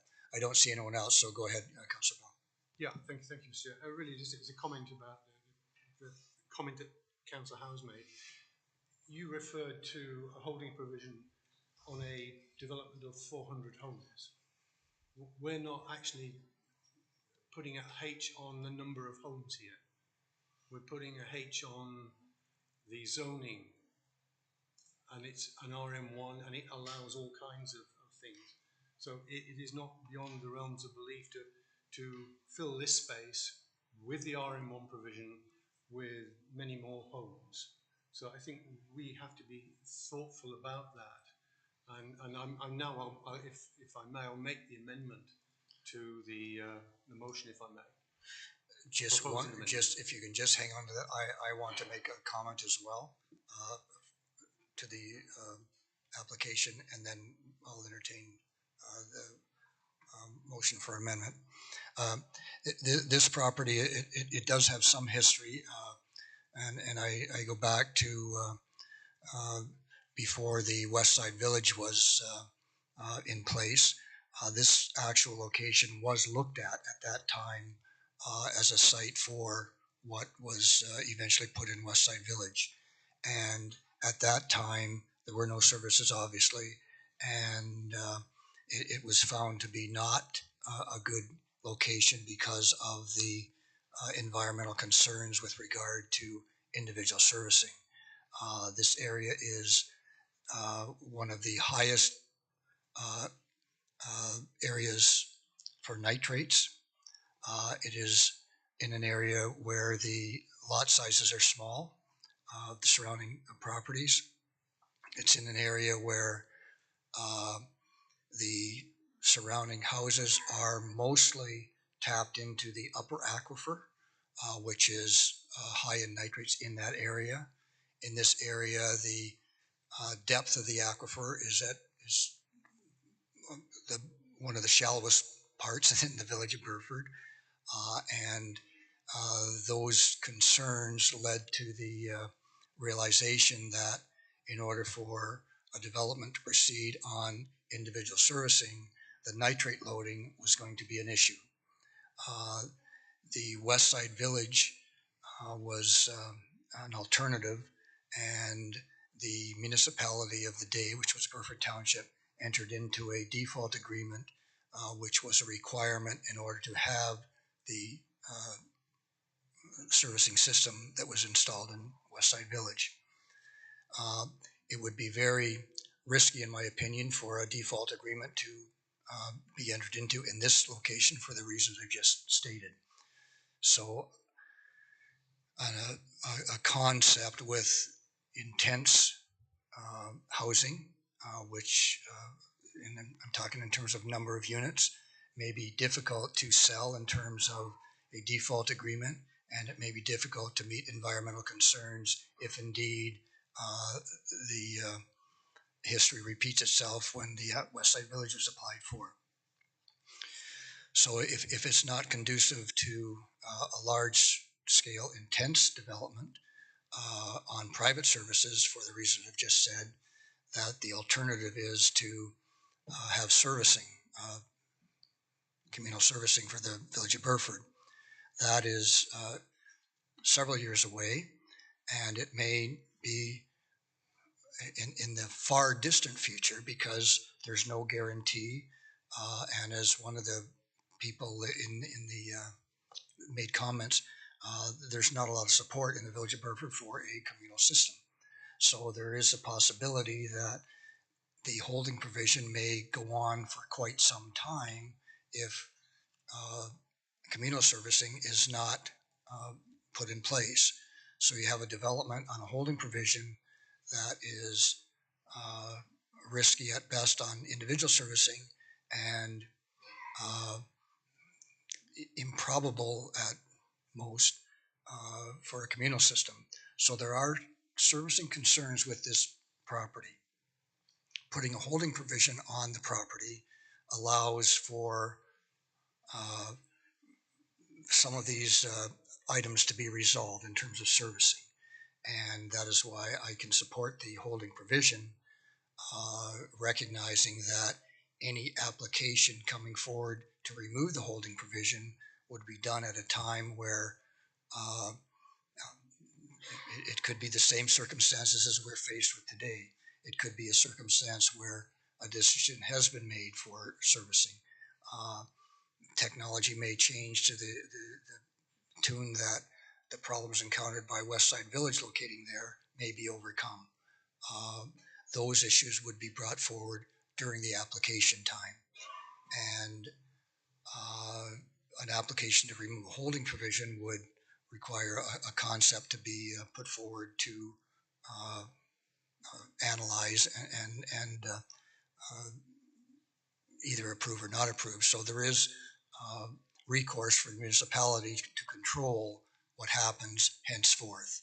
So those are my conditions or my feelings on why I support the holding provision with regard to the proposal, because it leaves the options for the municipality open for judgment on a proposal coming forward. In the meantime, it's my hope that the applicant will see the problems associated with servicing on individual services, see weigh the probabilities of a communal system in Burford and act accordingly.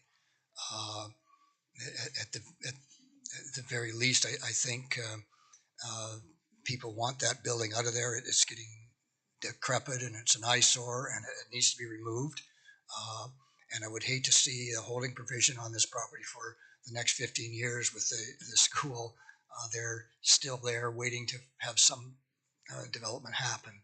So what I would like to see is the holding provision be placed on it and the applicant recognize some of the difficulties with what has been proposed and act perhaps in removing the school and bringing forward a proposal that is more conducive to the wishes of the community.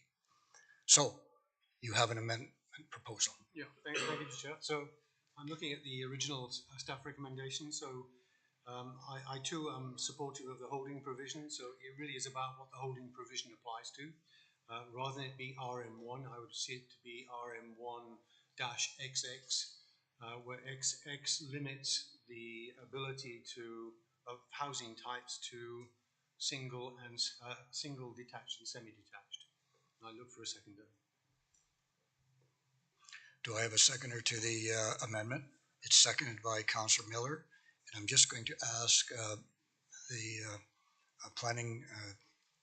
chief planning official if the verbiage can be in place for the council meeting working with the developer, because the developer did suggest that they were conducive to having restrictions on certain housing types. Through the planning chair, just hearing some of the dialogue going on, it may be helpful to ask the developer about the certain restriction that you're referring to and adding, just to see if they're conducive to that change. I just know the application before us is asking for something specific, and if we're going to amend it, just to keep everything on the same playing field, just to check with them. Is the amendment broad enough that the communications with the applicant can occur and the wording be finalized before the council meeting? If I, through the chair, if I could just hear the amendment again, that would be helpful. So I'll try once more.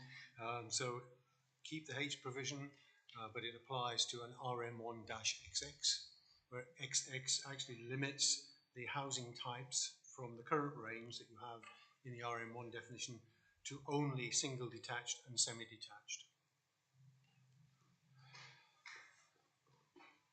So just to confirm, it's a restriction on the type of housing, not necessarily the number of units. Correct. Okay. I'm not seeing any indication from the applicant, so I'll leave this with council to decide. No. that, any comments or speaking to the amendment after having heard what the planner has said? Okay, I will, go ahead, Lucas. Councillor Oakley. Through you, Mr. Chair, just to speak to the amendment, I'm gonna have to say I disagree here with Councillor Bell in putting on these sort of restrictions. Speaking as someone on council here who is under 30, the housing market right now is volatile, extremely rough for people to get into the market, and thus we do need more intensified types of development. And I don't view any of the RM1 viable housing as units that would be wildly out of spec with what our official plan designates these lands for. And yep, I would have a hard time supporting restricting it to just single family homes and semi-detached homes, as this would be very restrictive in regards to pricing to allow people to be in it. And as for Burford specifically, I know myself as a lifelong Paris resident, if these types of housing was not available within Paris, I would not be able to live in Paris.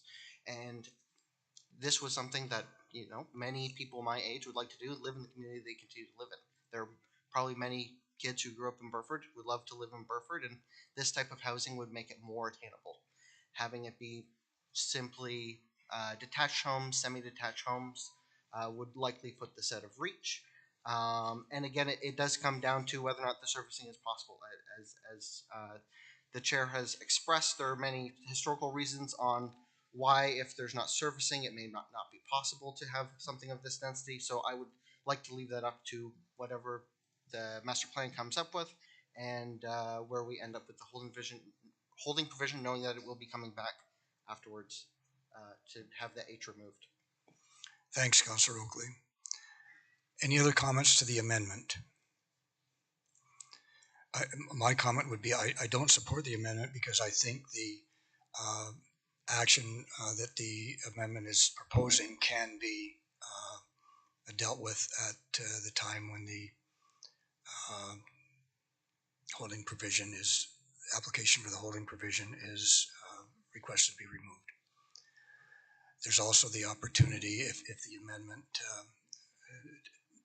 doesn't pass, for the planning director, chief planning official, and the applicant to perhaps have a discussion prior to the council meeting, and there may be a resolution that would be more amenable to the applicant who was shaking his head.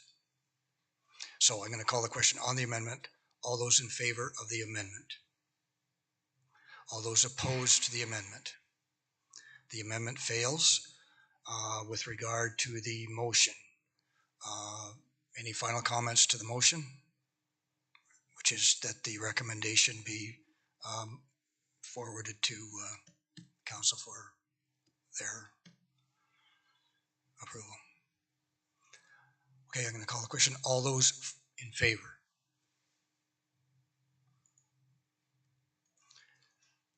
All those opposed?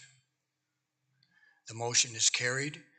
The recommendation will go to the council meeting at the end of the month for the application for a zoning change subject to a holding provision.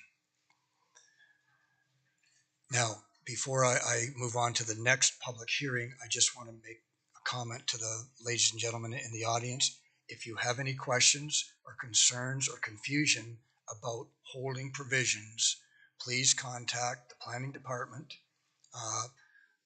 either by phone, by email, or walking in. What is it? planning@brant.ca is the email address, planning@brant.ca. If you have any questions or concerns prior to the recommendation going to the council, please feel free to do so. Okay, that concludes that item of business, and we're prepared now to move on to 9.2, which is a public hearing to hear planning staff recommendations on 5 524 Old Onondaga Road East. I will take a deep breath and allow the people that are wanting to leave and declare the public hearing with regard to 524 now open, and ask the planner to come forward and make a presentation to the committee with regard to the proposal. 524 Old Onondaga Road East.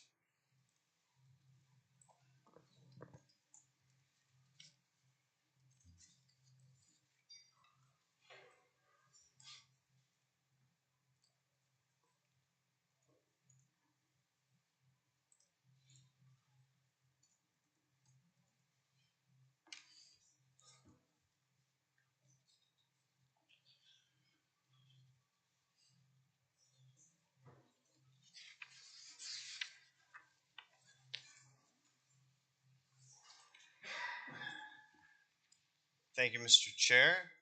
This is another zoning bylaw amendment application for the property located at 524 Old Onondaga Road East.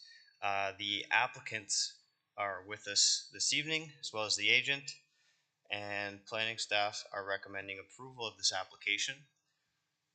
The subject lands are identified in the key map in the top left corner in blue. They're located along in the hamlet of Onondaga, along the north side of Highway 54, and the, I guess, northeast side of Old Onondaga Road East. The subject lands, as shown in the aerial, contain an existing single detached dwelling, agricultural structure. There's an existing water course that does run through the southern portion of the property from the kind of in that south west to east corner.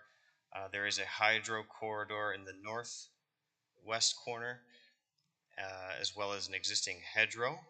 I'll also identify the CN tracks to the north of the site. The surrounding area consists of low-density residential uses and agricultural uses. Also note that the subject lands have a total area of 10.6 hectares, approximately 26 acres, with frontage along Old Onondaga Road East and Highway 54. So the current official plan designates a portion of the property within the hamlet village of Onondaga. That is the orange area. That is the outer boundary of that orange area. Identifies the limits, the current limits of the village of hamlet of Onondaga. The area outside of that orange area is designated agricultural, and the green area is designated natural heritage. So this property contains all three: a portion within the agricultural designation in that off-white color, a portion within in the orange, and a portion designated natural heritage. The zoning is consistent with the designation, where we have the portion agricultural is currently zoned agricultural, and the rest of the frontage, as shown on the zoning map, is that RH zone, which is the rural hamlet residential zone, which does permit residential uses. And the natural heritage in green is captured there as well. So the proposal has three parts. In general, it's a zoning bylaw amendment application which proposes the following. Application of a special exception to the residential hamlet village RH zone, so applying a special provision to permit a minimum lot frontage of 12.5 meters, where a minimum of 30 meters within the residential hamlet village zone is required. So that's the sliver that is highlighted in yellow along Old Onondaga. That is to provide access to the farmland or the agricultural parcel in behind.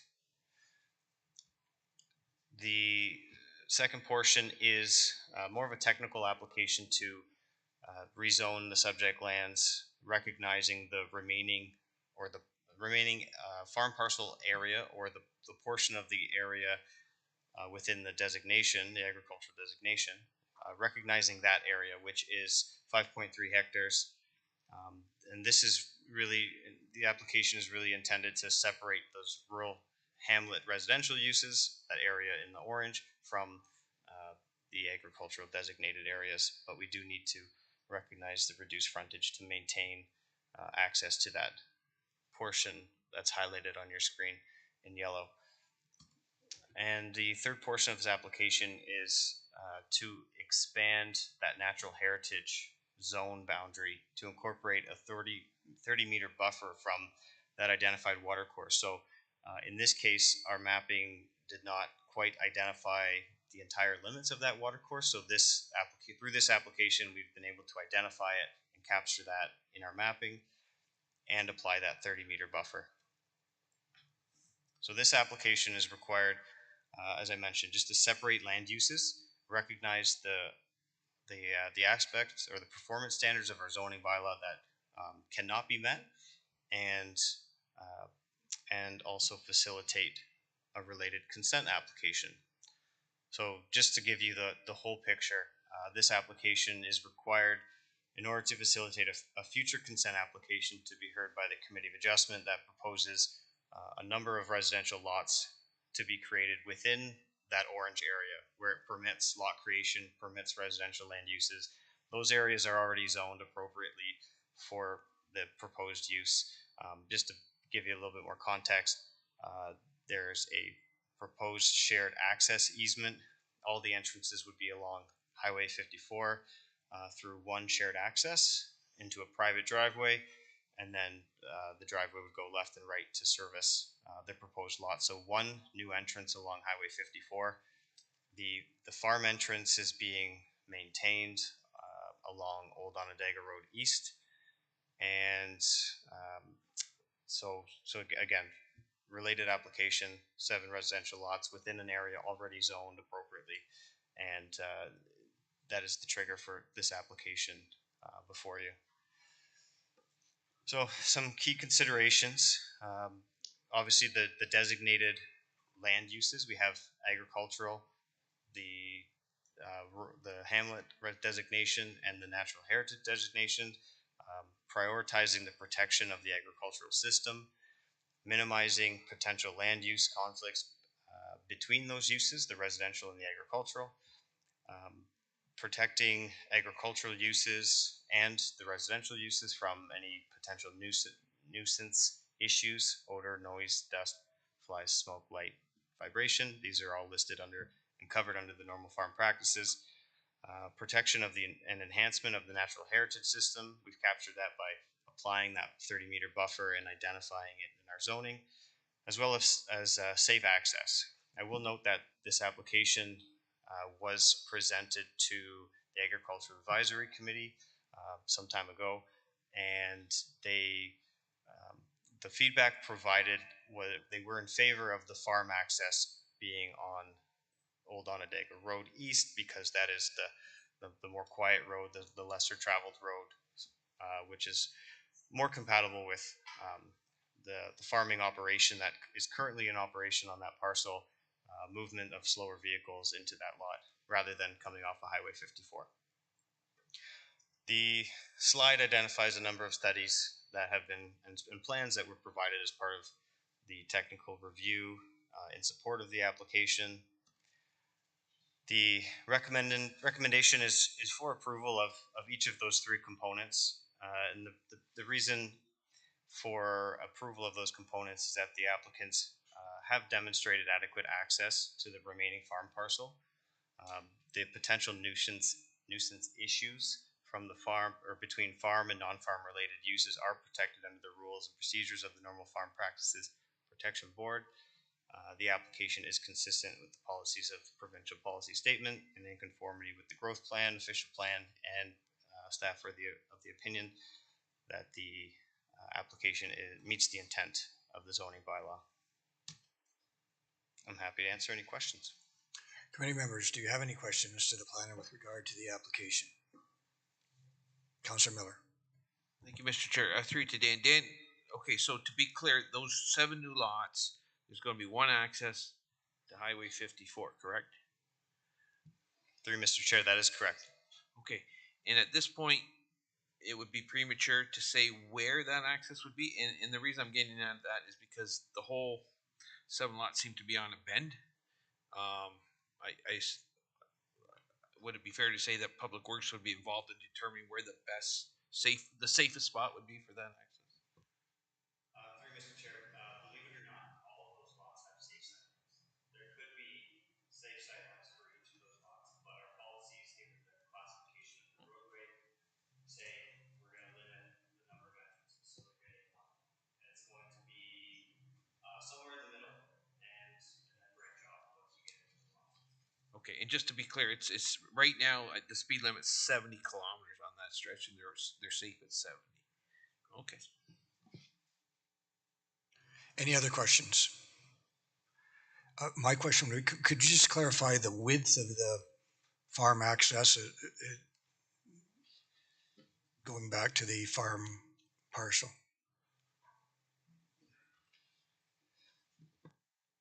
Through Mr. Chair, so the zoning bylaw, or I guess the request is 12.5 meters, and you can see that it is flared there at the front on the mapping that I provided. There is a bit, and in your package, there is a bit of a flare at the road, and so what that flare achieves is a wider frontage at the road, which helps facilitate access for larger farm equipment getting into that laneway. It does narrow to, I believe it's 8.5 meters. But technically our zoning bylaw measures frontage at the required front yard or street setback. So if the zoning bylaw requires a street setback of 7.5 meters, that's where frontage is measured from. Thank you. Did I see someone point to the, okay, no counselors. Any other questions of the planner from the committee members? Okay, thanks, Dan. I'm going to ask the applicant to make a presentation. And is that who I see on the screen? No. Oh, here they come now. And you can identify yourselves, and you've been here enough to know that you know the rules. The microphone is going to be odd here because Rashik is short and Bob is tall, so I don't know how someone's going to have to stretch and somebody's going to have to slouch. Good evening, Chair and members of the committee. Thank you for this opportunity. Rashik, I didn't mean to interrupt. Is the button on? Should be green, right? Okay. Okay, let's start again. So thank you for this opportunity for presenting this application. I believe Dan has done a great job explaining the application in front of you. The property is designated and currently zoned. The area for development actually is currently designated and zoned. And we consider this zoning bylaw amendment as a more of a technical application where it is talking about the existing farm parcel, which is about 5 hectares, recognizing that lot area, recognizing the existing, there is an existing driveway along Old Onondaga Road, but with the lot creation that is going to be formalized and reduced frontage of 12.5 meters. And we are supportive of staff recommendation for expansion of that natural heritage zone as well. Just a bit of background, we started this process about 1.5 years ago with county staff and have addressed many technical matters, have made many submissions, and we are very pleased to be in front of you with the supportive recommendation from staff. To complete this application, we will go back in front of Committee of Adjustment for the creation of lots. One clarification that I would like to make in response to one of the questions from one of the members, there are 6 lots fronting on Highway 54. These are the 6 lots which will have one access point, and then the driveway will be flared off. The 7th lot, which is the existing house, currently has an access and a driveway along Old Onondaga Road. So that will remain, just as a point of clarification. Other than that, I think Bob and I are here happy to answer any questions. Committee members, any questions to the applicant? Just to be clear, I see no questions other than my own. This is not an application for severances at this committee. This is an application for zoning changes independent of the severances. That's correct. Thank you. Okay, unless Bob has anything to add, I'm going to ask the applicant to just stand aside and allow the members of the audience an opportunity to make comment on the proposal. You saw what happened in the last public hearing, so you know the rules. Would anyone in the audience like to comment on this application? I see a hand up, and if you could just come forward and make yourself comfortable at the podium and introduce yourself, and you have the opportunity to make presentation.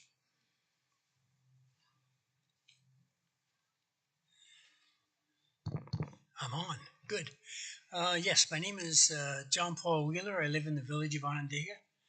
My only concern, one of many concerns, is the access to Highway 54. I don't know whether anybody who's on the council, aside from Brian, who's driven along that road. To me, it is insane to put an access onto Highway 54. Trying to approach Highway 54 from the village, at present, there's a speed sign that is registering the speed limit at 70, and it records the speed of people that are driving along that highway. Right now, it's at 70. It's proposed, I think, to be reduced to 60 at some point. But when I'm waiting to walk my dog in that area or drive my car onto Highway 54, when I look at that sign, 70 is flashing, and most of the time it's 80 to 100 in the speeds that sign is registering. I think the amount of accidents that we've had along that section of Highway 54 between Old Onondaga Road and Painter Road should speak to the fact it is a very dangerous turn. I think reducing the speed limit probably will not be very effective. I know I made an approach a number of years ago, which Brian Coleman might remember. We wanted that speed limit dropped to 60 then. We were turned down. The compromise was 70. 70 is not working either. I can see more accidents, more problems, more deaths along that road, having an access along that road between Painter Road and Old Onondaga Road. The amount of traffic has increased over the decades. It's a huge amount of traffic going back and forth between Brantford and Six Nations for the addictions of cigarettes, for one thing, and cheaper gas. Traffic is huge. To me, it makes no sense to have an access to that highway on Highway 54. I would suggest there be an alternate proposal to bring a road from the suggested severances or suggested properties onto Old Onondaga Road, which would make it a lot safer. So instead of having people coming out onto Highway 54 from those units, you'd add them to the people that are coming off on Old Onondaga Road to make their left-hand turn to go to Six Nations. I know there's an existing house at the edge of the property Old Onondaga Road. There's a fence along there. I don't know whether it is possible to take a road to Old Onondaga Road, but I can only think that that's the best alternative. And the proposal to me is nuts. I think you're just going to have more problems, more deaths, and much more traffic if that access is put in there. Thank you. And thank you. And just a comment as you're making your way back, I do have a hand up on the screen, but I was going to make mention of the fact that the application for severances will be at the Committee of Adjustment coming up, and that presentation should be made at the Committee of Adjustment as well, because that is where they'll be dealing with the severances rather than the farm parcel or the access to the farm parcel on Old Onondaga Road. But I understand your concerns. Before I go to the person on Zoom, anyone else in the audience here that wishes to make comment on the application? You have to come forward, identify yourself, and you can ask any question you want.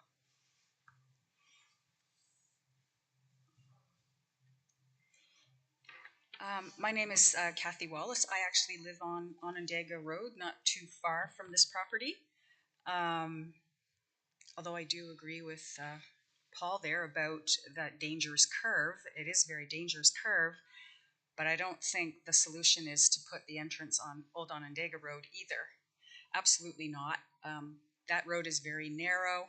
There are no sidewalks. There is a lot of fast-moving traffic along that road as well, for the same reasons as on Highway 54, back and forth to Six Nations, speeding, a number of other issues that never seem to get addressed in our area. My question, one of them is, I need to know more about what is this special exemption and why is it required? Why can't we work within the guidelines of a residential hamlet village zoning? Why are we, why is there to permit lot frontages of 41 feet when 98 feet is required under the present zoning? So I just would like to know the reason for that. And the applicant does have the opportunity to respond after the public hearing, public has had their says, so that question has been noted. And I just have another question about the, it says the access to the agriculture portion.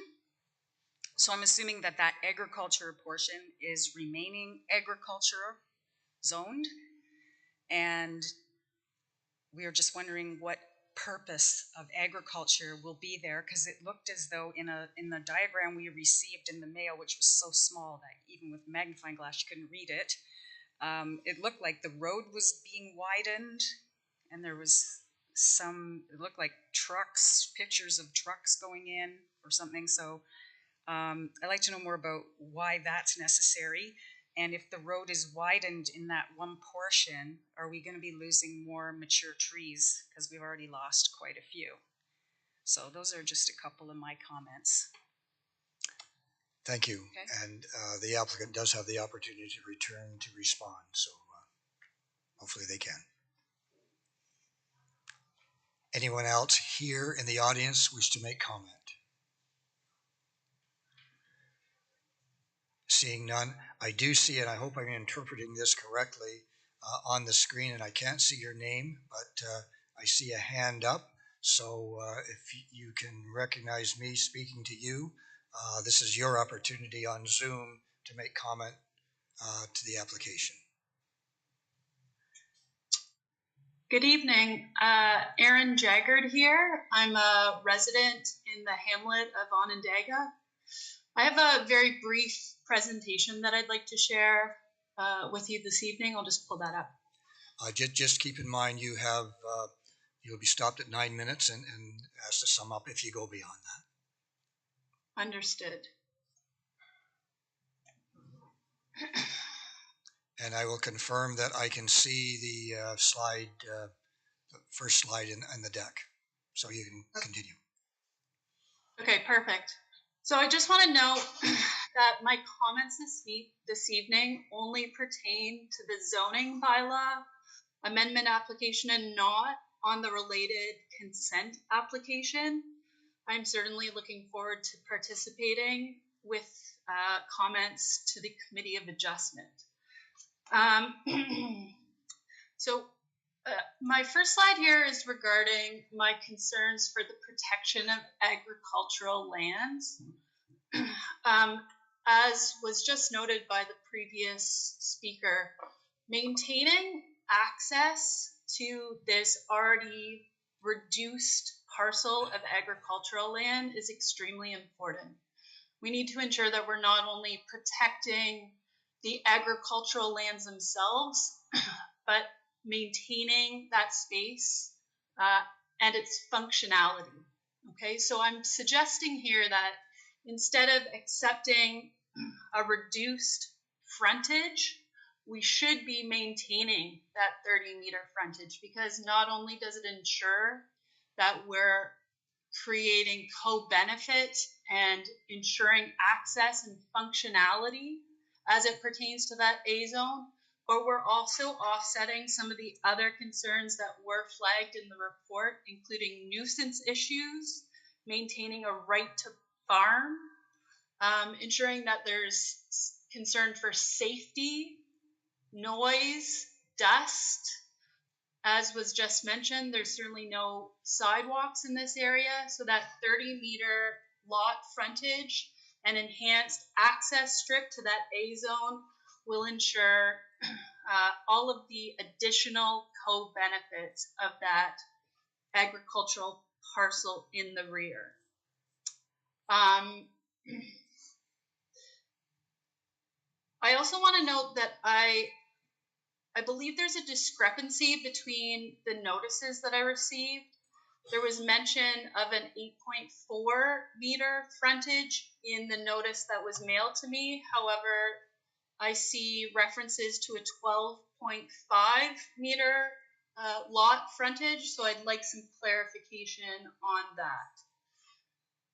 that. My second concern is in regard to the natural heritage designation. While I'm certainly in support of the expansion of the natural heritage zone, which is seen this pond here, I'm assuming you can see my cursor. There's a pond and then a water body that extends towards Highway 54, which will be a part of the expanded natural heritage zone. We should be looking at additional expansion of this natural heritage zone.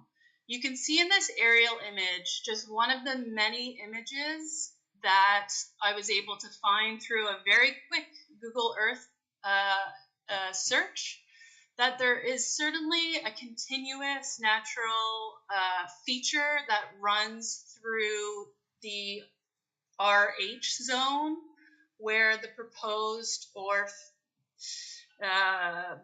future proposed severances may exist. And you can see with even more detail how there is a very clear channel beyond the proposed extended natural heritage zone that must be looked at. Certainly in the face of climate change hazards, significant increases in the intensity of extreme rain events, there needs to be absolute certainty that we are adequately addressing natural heritage features in rezoning applications. I also want to mention that this concern for inadequate natural heritage delineations aligns with some concerns I also saw from the Six Nations that there are known natural heritage features, including significant wildlife in this area. And I am of the opinion that an environmental impact study is needed for this area. An environmental implementation plan is simply not adequate to understand the complexity of this contiguous watercourse feature. That's all I have for my presentation, but I guess my questions and requests for consideration would be, one, making sure that we're actually protecting those agricultural lands so that they can be accessed and used safely. And two, that you consider the completion of environmental impact study. And then thirdly, if not already a part of the process, that the entire hamlet of Onondaga be notified of future applications regarding severances. Thank you. And I thank you. And I'll just allow the screen to revert to, there we go. Okay, your presentation was received and noted.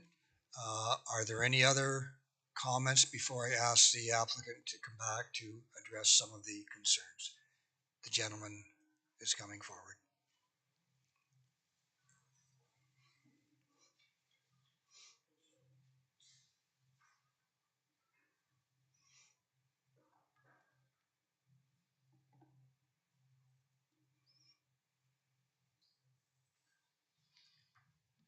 Good evening. My name is John Van Olm, or as most of the people know, Onondaga John. My biggest concern about this whole thing that I'm seeing here for the first time tonight is, even though I've been in the municipality of Onondaga for over 50 years, not blaming the people that are trying to put this on, I never received anything in my mailbox about what's going on tonight. That's my comment, sir. Thank you. Thank you. I will ask before I adjourn the public hearing, I'll ask the planner to just explain the notice requirements. So, anyone else? I see no one, so this is the opportunity for the applicants to come back and respond to the concerns or questions or other comments received from the public.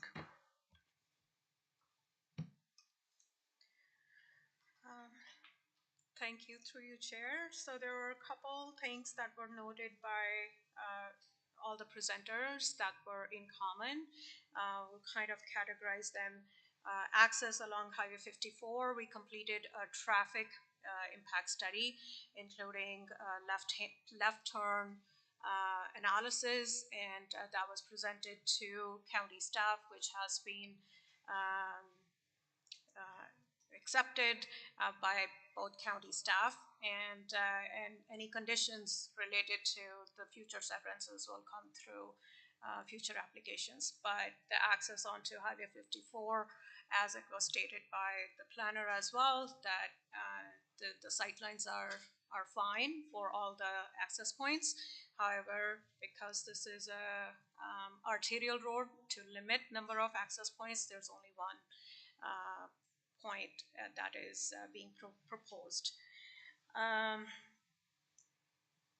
In terms of access onto the retained parcel, which is the farm parcel, currently there's a small driveway that feeds onto the agricultural parcel, and while it's 12.5 meters that is proposed, which is at it's more zoning technical, that it's 12.5 meters is measured at the front yard setback. The actual frontage along Old Onondaga would be around 15 meters. As part of the application, again, there was an analysis that was completed to show that farm equipment, we did the analysis based on a 6-meter frontage, and at 6 meters as well, of the largest farm equipment can safely access the site. The application was presented to Agricultural Advisory Committee as well, and at that time, again, there have been many revisions to this application and site plan based on the feedback that we have received. At the time of presenting this to Agricultural Advisory Committee, the proposal was for an 8-meter frontage for that agricultural zone, and it was received by the committee, and no concerns were raised by the Agricultural Advisory Committee as well. But we still went back and modified some more details to get the access to where it is today. And I believe I addressed that. I'm just going through my notes. In terms of expansion of natural heritage zone into what the presenter showed as natural drainage areas, the natural drainage areas have not been identified by the Conservation Authority or county's environmental staff as significant, and hence that's why they are natural drainage areas. They will be captured through the detailed grading design when the severances go through. I believe I have addressed the comments. If there's anything missing, I would be happy to address that. Thank you. I'm just going to ask the planning staff to comment on notification and the protocols that we use for notifying residents of the application.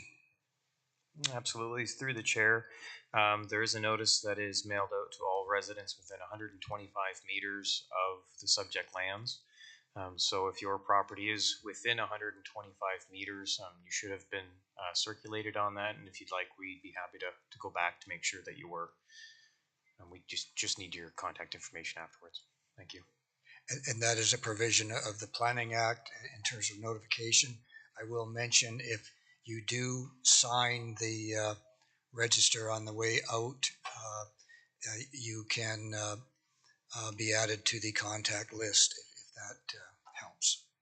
But if you're beyond the prescribed distance, you would not have got a letter, and that's just with regard to the requirements of the Planning Act.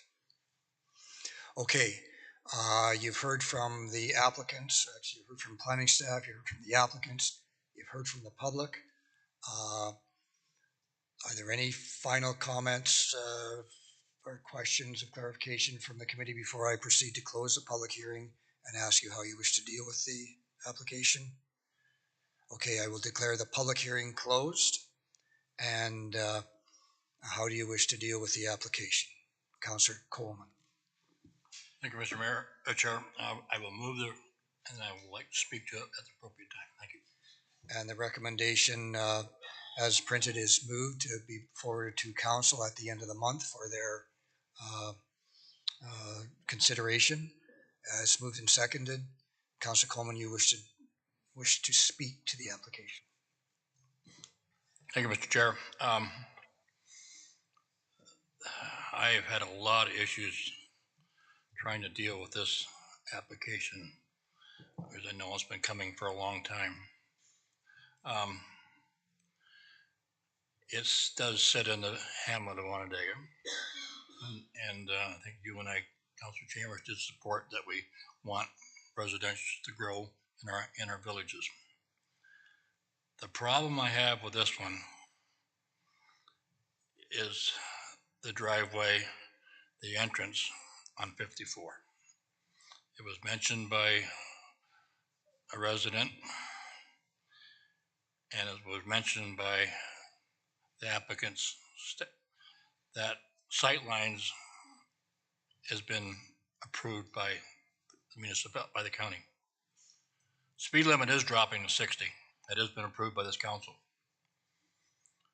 But it's not the sight lines. It's the people that drive too fast, no matter what it is.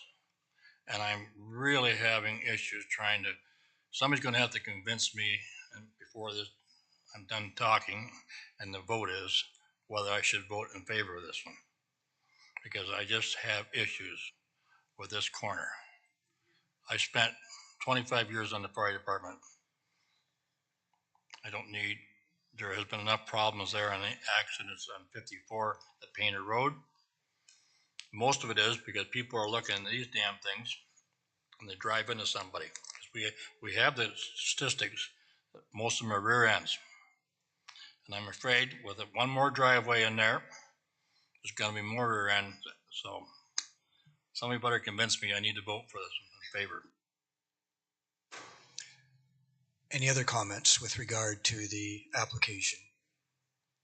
Mayor Bailey. Mr. Chair, I just want to make sure that everyone's clear that we're just doing the zoning thing tonight. This is not anything to do with driveways or access. It's zoning. That might help you out. Just with regard to the entrances of the severed properties were not, but I don't know whether Councilor Cronin was referring to the entranceway into the farm parcel that is wide and then narrow and then. Okay. Any other comments? The application is proposing three aspects with regard to the size of the agricultural property, the extending of the natural heritage, and the adjustment to the entrance off Old Onondaga Road. So I'm going to call the question. All those in favor of the application? Those opposed? The motion is carried. What will happen for the people, for the benefit of the people in the audience? This is a recommendation of the Planning Committee that will go forward to Council for their consideration. The Planning Committee has recommended approval of the zoning requirements. Again, the severance approvals will be considered by the Committee of Adjustment. And that Council meeting is at the end of the month. If you have any questions or comments or concerns, please feel free to contact planning staff prior to the Council meeting, and any additional comments or questions hopefully can be put on the record prior to the final decision by Council. And that concludes the public hearings for the meeting tonight. And I'm going to ask for a 5-minute break, and then we will continue with the rest of the Planning Committee meeting. So we have 5 minutes, and then we will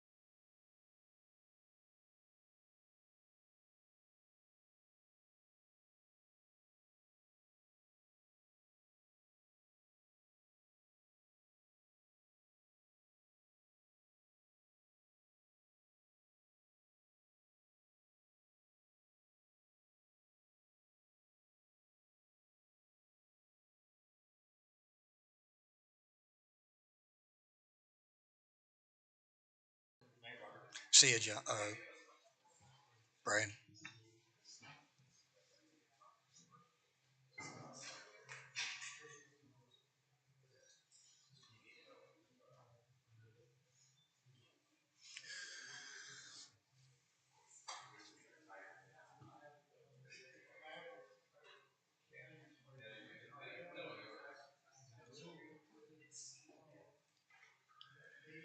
As soon as our recording secretary arrives back, we will reconvene, but we can't do that until she gets here. Oh, there she is. Okay, let's reconvene as planning committee. I'm not sure. I believe Councillor Garneau has exited due to the upcoming conflict of interest. I'm not sure whether she will be back or not. Councillor Kyle is back with us. Councillor Coleman has given his regrets he's not feeling well. And other than that, we are ready to proceed with the agenda. And that is with regard to the consent item, which there are none, which was pretty easy to deal with. The Agricultural Advisory Committee minutes are circulated. Would someone move that they be received? Mayor Bailey, seconded by Councillor Bell. Any comments or questions to the report? All those in favor? Carried, and Councillor Garneau is back with us. The staff report is regarding the Committee of Adjustment structure in terms of reference, and you've all had a chance to read the report, and there's a recommendation from staff. Does anyone feel comfortable in moving that for discussion? Councillor Oakley and Councillor McAlpine. Comments, questions, discussion? All those in favor? That motion is carried. And we were, there were no communications, other business. We did receive the memo that was requested for with regard to an update on the interim control bylaw. It speaks for itself.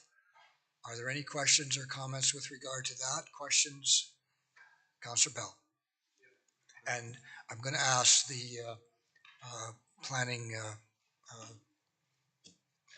chief planning official, I think is what we call you, isn't it? To respond if there's questions. Thank you, Mr. Chair. I'm looking now at the document. I'm looking at the third page, the zoning bylaw amendment and the paragraph below it. I'm going to quote, it says, if this zoning bylaw amendment is passed by council and is subsequently appealed, the ICBL will remain in place until the tribunal has dealt with the appeal. Do we have enough time to approve the zoning bylaw amendment in council and still leave enough time for us not to be appealed before the ICBL runs out? Because are we able, if it runs out, are we able, even if it's run out and over by a day, can we re-establish it, if you like, on July the 27th? I'm just worried that we're going to run into time problems here. Either Pam or Matt can respond to that. I think Pam authored the report. Through you, Chair Chambers. Councillor Bell, that's a good question, and Jody, feel free to jump in as well. I know our hope is to get the interim control bylaw, including the zoning bylaw, in front of council as soon as possible. We're hoping to do that in either June or early July is our goal. We do have until, I believe, the end of July before the interim control bylaw runs out. And so if we get into a situation where someone would like to appeal it, then it would be in excess of that deadline. So I guess if I may, my concern is that we pass this bylaw on July the 12th, and I don't know how much time an appellant has to make an appeal against that bylaw. If he has 90 days, then our interim control bylaw runs out 13 days later. And I don't know whether we can re-establish it on 90 days later. So I just think there's a little gap in there that we might fall into if we're not careful. And I think maybe the safe answer is, we are going to reapply the ICPL might be the only straightforward way to deal with it. Okay, let me say that your concerns have been noted. Did you wish to, sorry, I didn't mean to cut you off.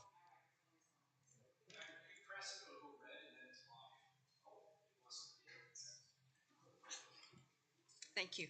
So just by way of process, the first interim control bylaw that council passed last July is in effect until July 25th. It expires on July 26th.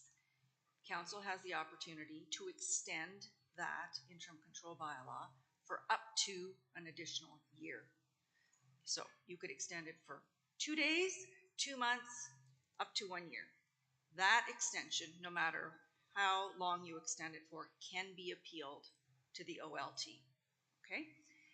If during the time of the interim control bylaw that's in place, there is a subsequent zoning bylaw amendment arising from the interim control bylaw studies, so that's not an interim control bylaw, but a bylaw amendment coming out of the studies, and you pass that bylaw amendment and that gets appealed, then your interim control bylaw remains in place until the tribunal deals with it. Okay. I don't know if that helps. Yeah, I think it does. It means we don't have to take any action. It automatically happens. That's great. Thank you. Yeah, that's a good question and a good answer. Probably a better answer than the question, if I might. Okay, anything else with regard to that? This is a memo. I don't know whether you want to receive it for the record. Probably that's what we should do. Move that the memo be received by Councillor Howes, and Councillor Oakley seconds it. All those in favor? And opposed? That motion is carried. Okay, that takes us to the in-camera, and it's my understanding that Councillor Garneau is going to declare a conflict with the item in camera and will be signing off and hopefully returning whenever she feels that she can return, but probably not tonight. Thank you. That's correct. I'll log off for the evening when we move the camera. Okay. A motion to proceed in camera with staff present at their discretion.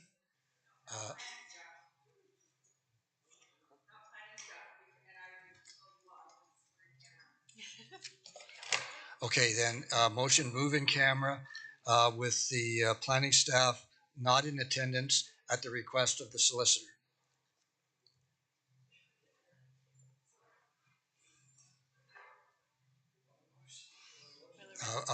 Mayor and Councillor Miller.